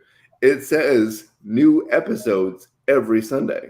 It didn't say that last year. That's right, because there was that break. Well, they also have less episodes. And that's, but that was a creative choice they made to bring this the show in line with the other big series. I feel like that was a very poor choice, because when you do that, a show like this could lose momentum, and you don't want to do that, because I feel like we had momentum building, we had momentum building on our videos, and it kind of dropped after that break. I noticed there was quite a drop. So I think it was also because maybe a few people dropped off. So it's possible, definitely possible. And I've been noticing here that with the live audience engagement, by the way, we love you guys, we love you. With the live audience engagement, we get more views. Yes, it's much better. I love engaging with. How many people do we have on the stream right now? I just want to know. We have 10 people right now. Oh, sweet. Hello, 10 people. Let us know if we missed anything, if you have any closing comments that we might not have missed, because there are observations that we definitely miss. Kaguru said, I wouldn't have let Ben in my car covered in goat's blood. He'd have to get the hose first. Yeah. Or just take his clothes off.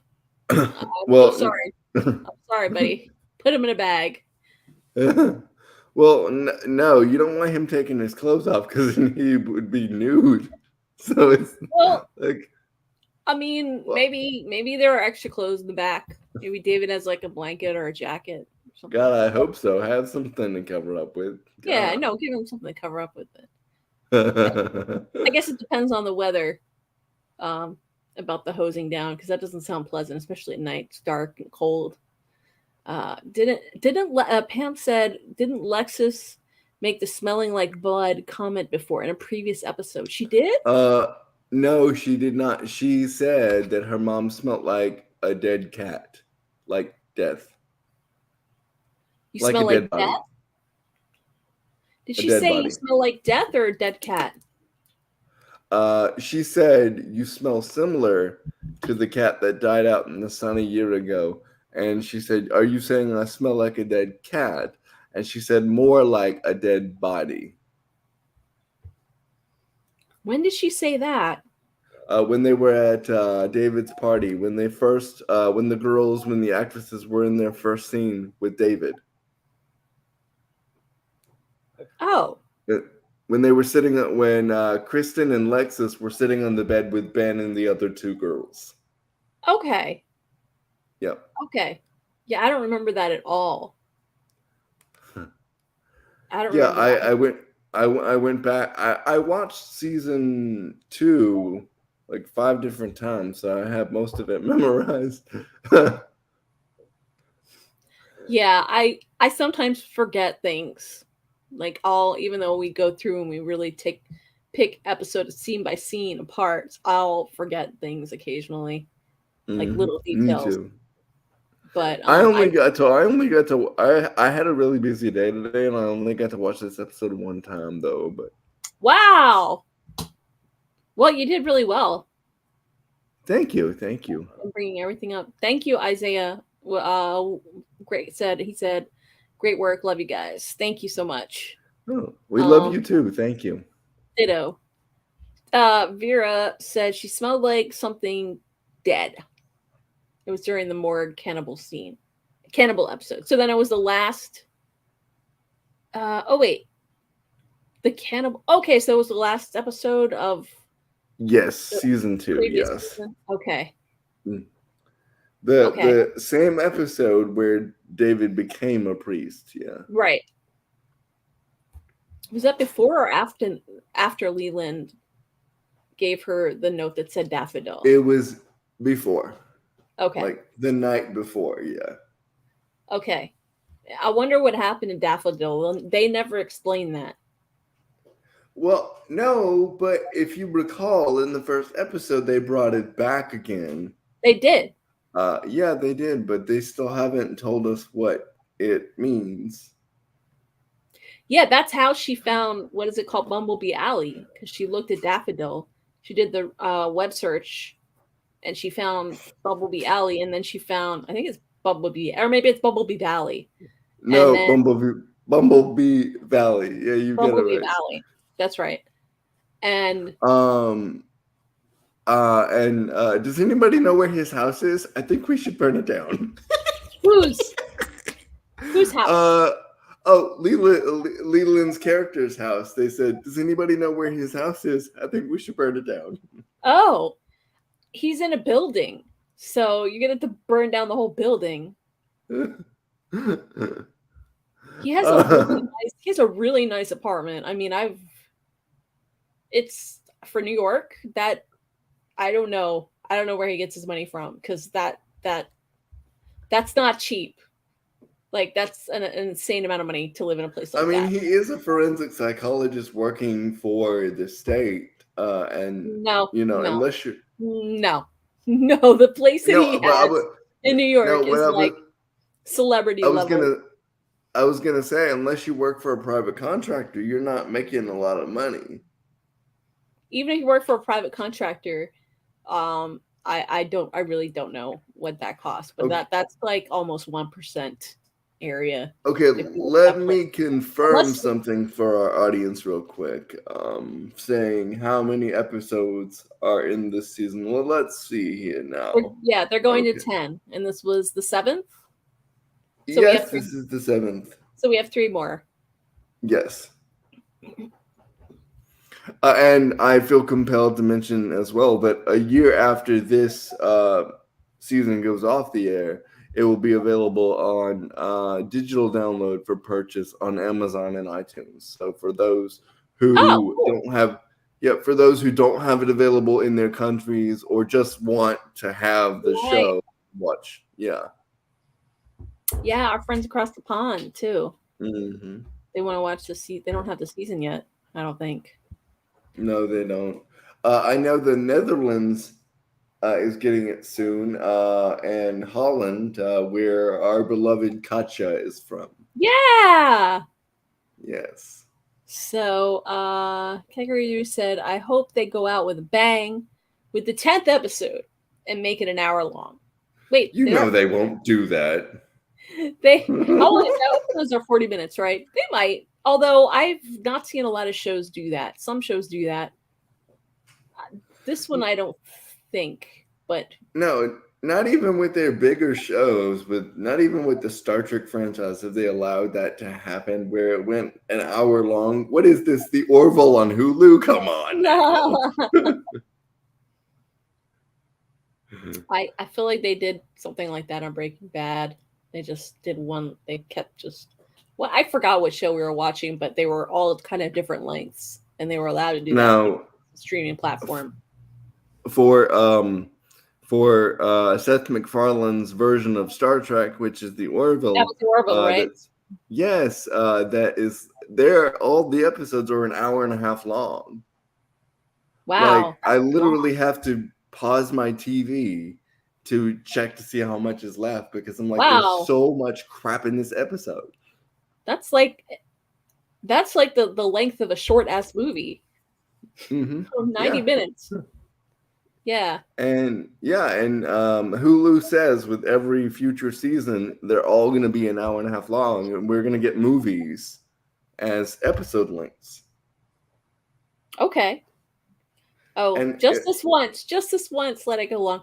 Listen, there are a few things that I'd like to see wrapped up, and I'd like to see the Andy storyline, some type of resolution there, because they can't just leave us hanging and leaving him locked up in Leland's pantry right now.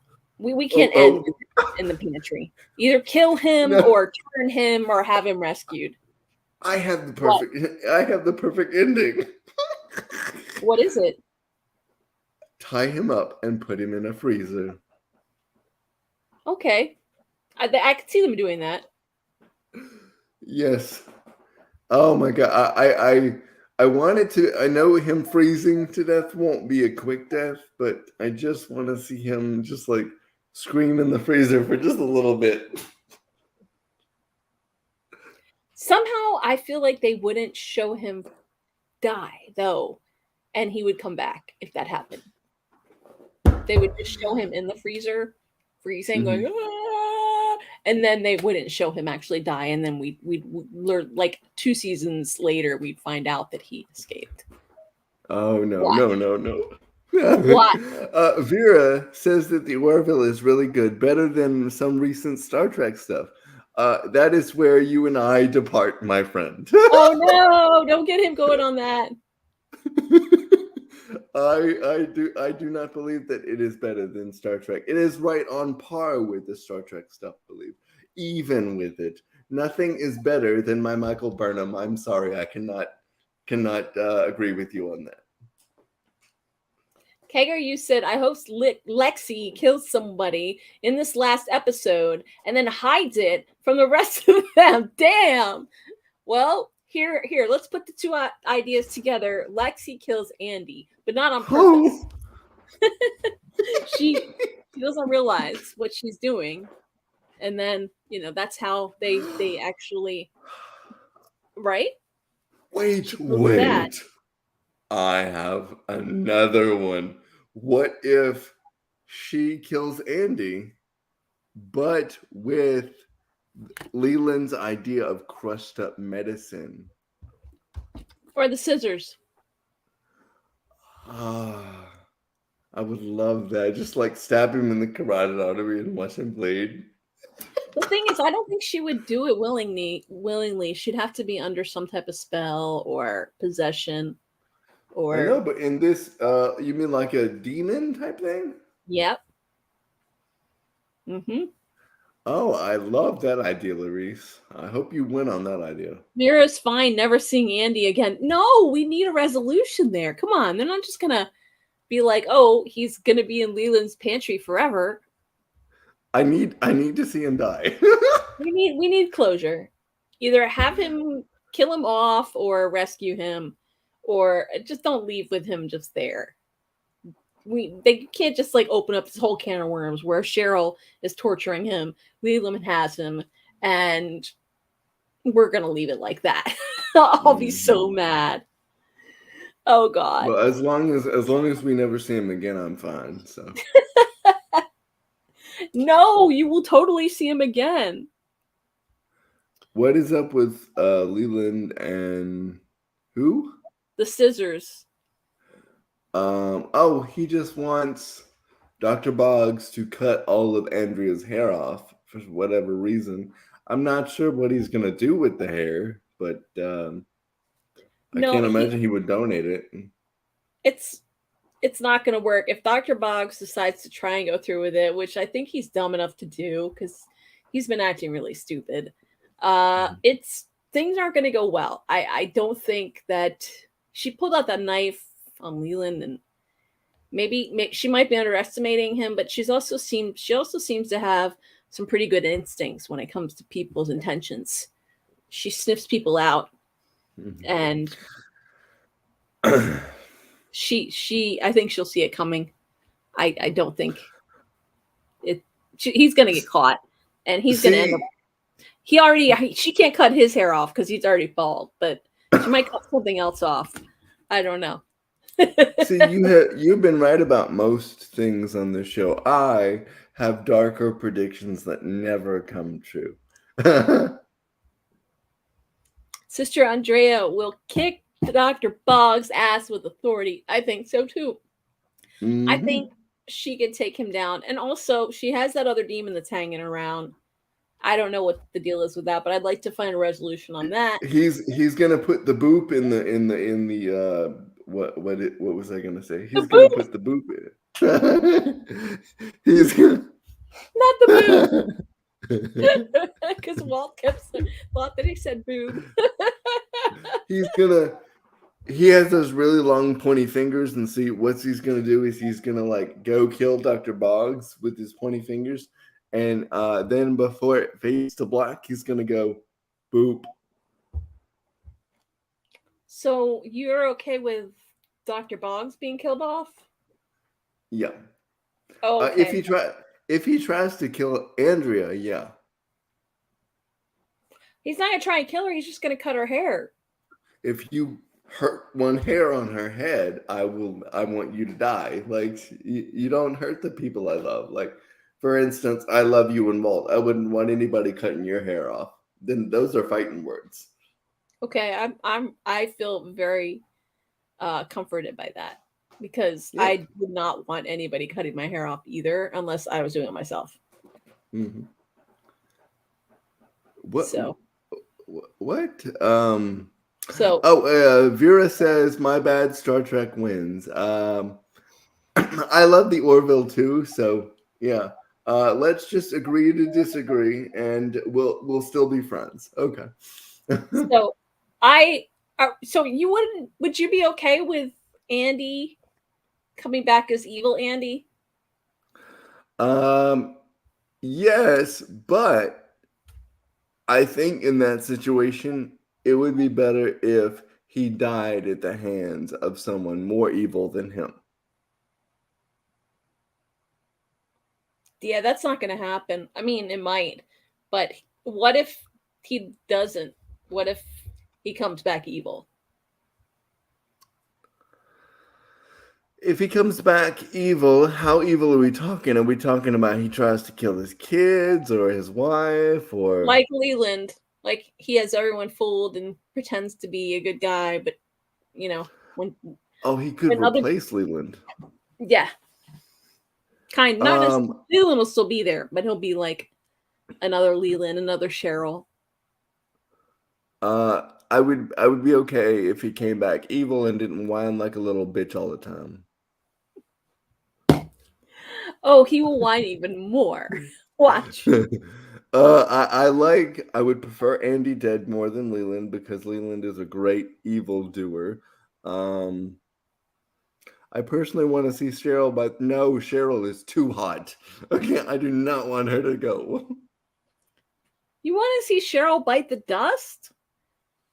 Tiger, you really want Cheryl to? I don't think so. No way. She's way too powerful right now.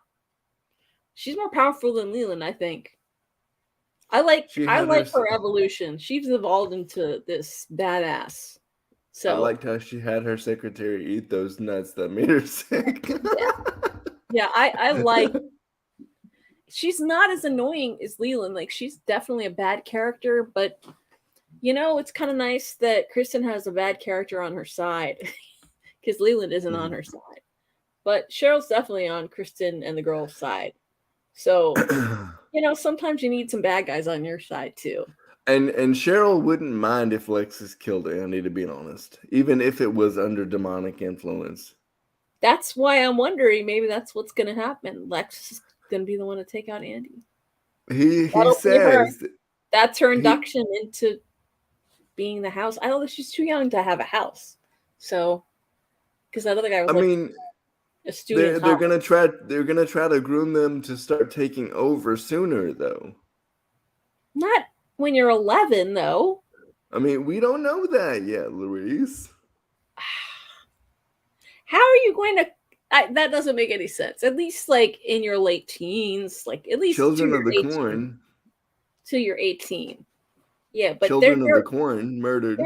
there are certain there are certain responsibilities that go with running these houses, and he says I his have a feeling hatred that for sharing a room with Cheryl.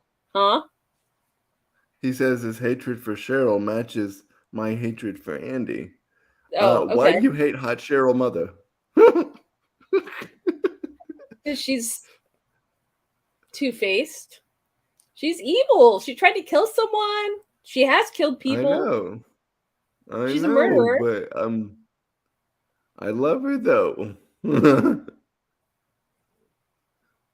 I like her. I know her from The Good Wife. She was in The Good Wife and The Good Fight, two of the other projects from the Kings. You should actually sit down and watch those shows because Well, you would love them. well, even if Cheryl dies, you can still like the actress. She'll still be alive. Just like all the Yes. actresses that you think are cute, they're probably really cool people. Even the evil ones.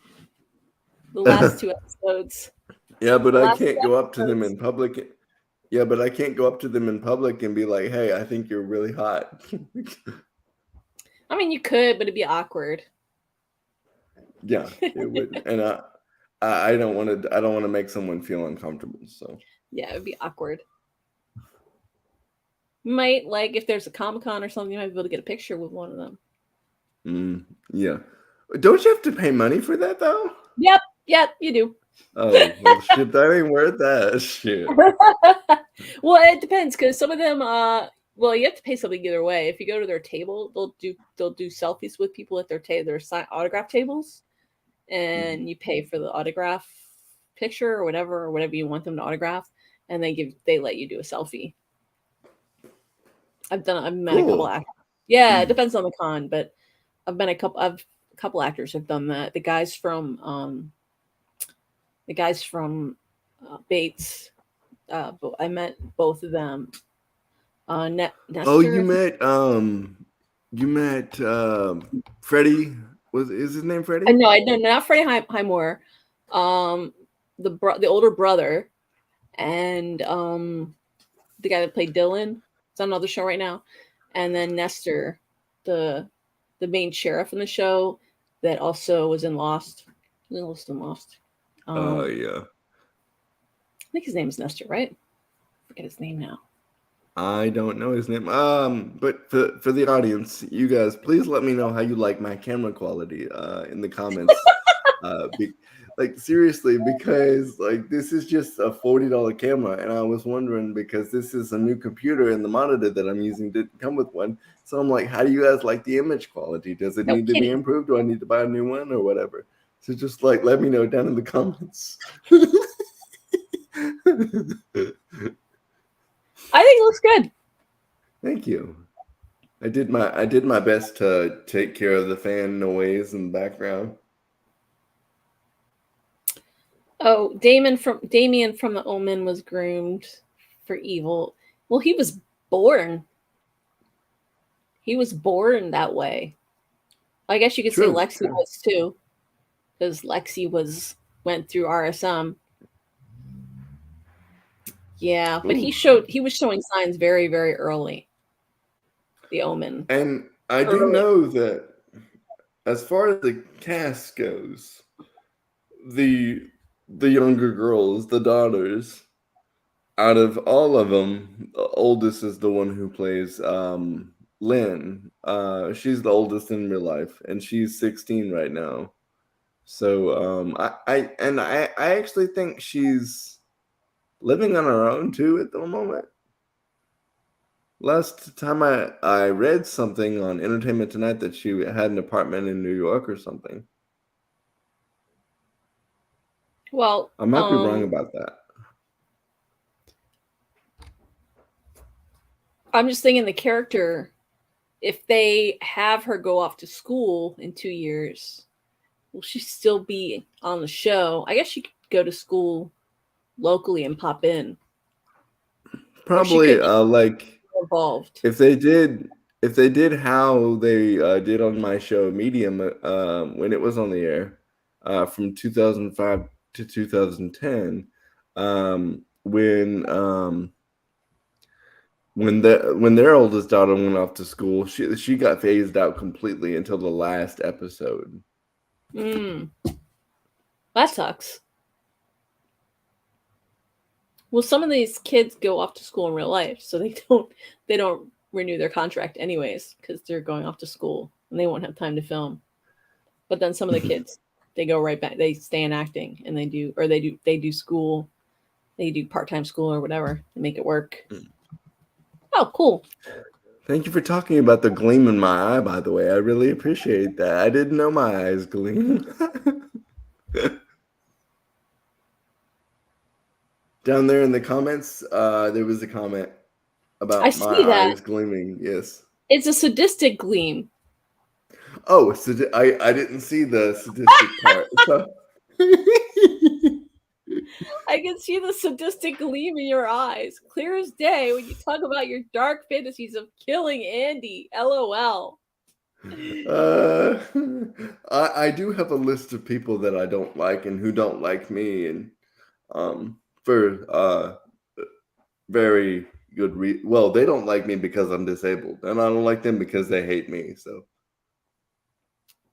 that's understandable to hate them. And if they don't like you, that is their problem.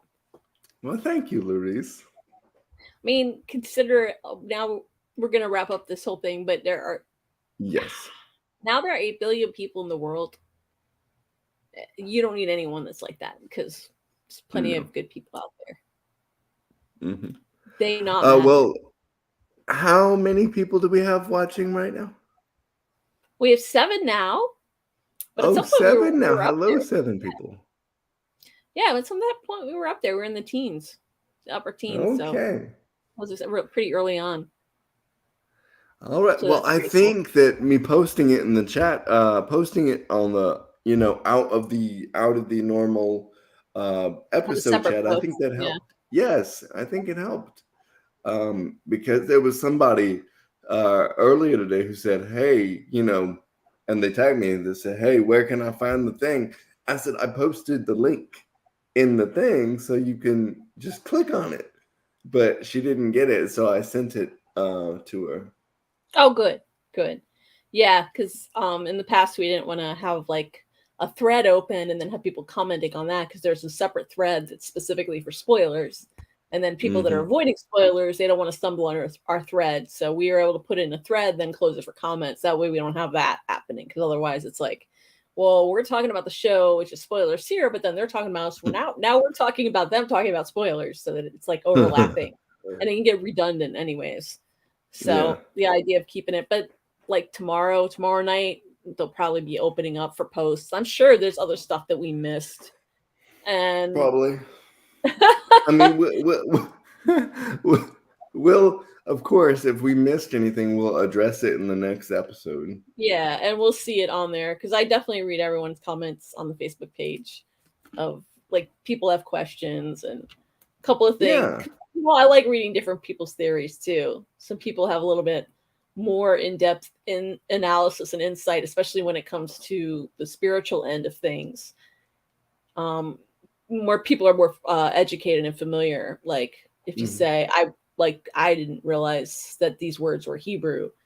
And little small little details like that, definitely. Yeah, I didn't even bother looking that up. I should have looked that up earlier. But didn't you say you Googled it and you couldn't find it? No, I Googled the name that they were using, but I didn't.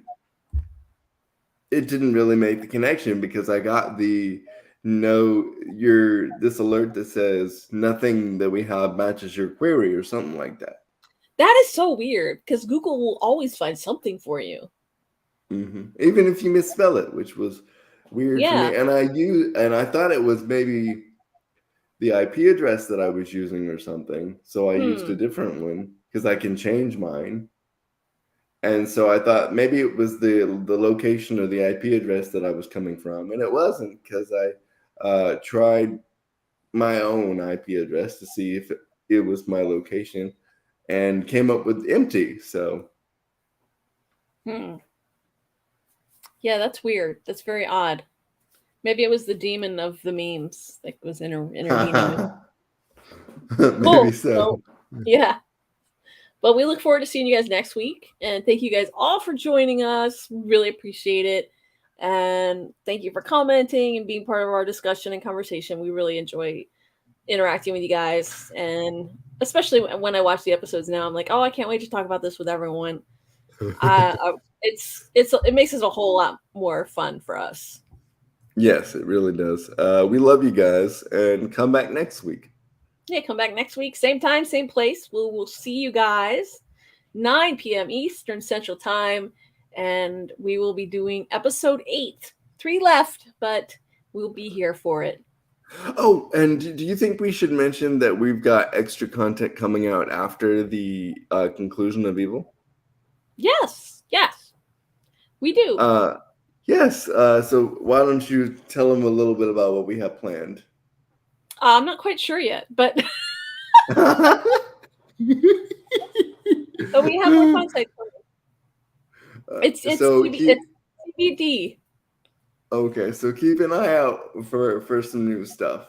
But I have been putting a few shorts up about Evil. If you haven't seen them yet, I put up my little location shorts. But yeah, we got a couple of the shows we want to touch on and things like that, like other like other TV shows we might touch on, or movies, depending on what you guys suggest. But we're still bouncing around ideas exactly as to what that's going to look like. But we'll know before we finish the season.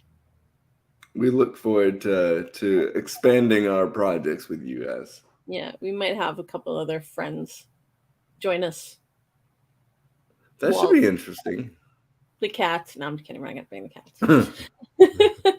You know that when the cats join you, Walt just gets off topic and starts talking about them and doesn't get back on topic. Well, that doesn't bad. He'll do that whether the cats come or not. Anyways, we'll wrap this up. Guys, have a good night, guys. Bye. We'll see you next week. Bye-bye.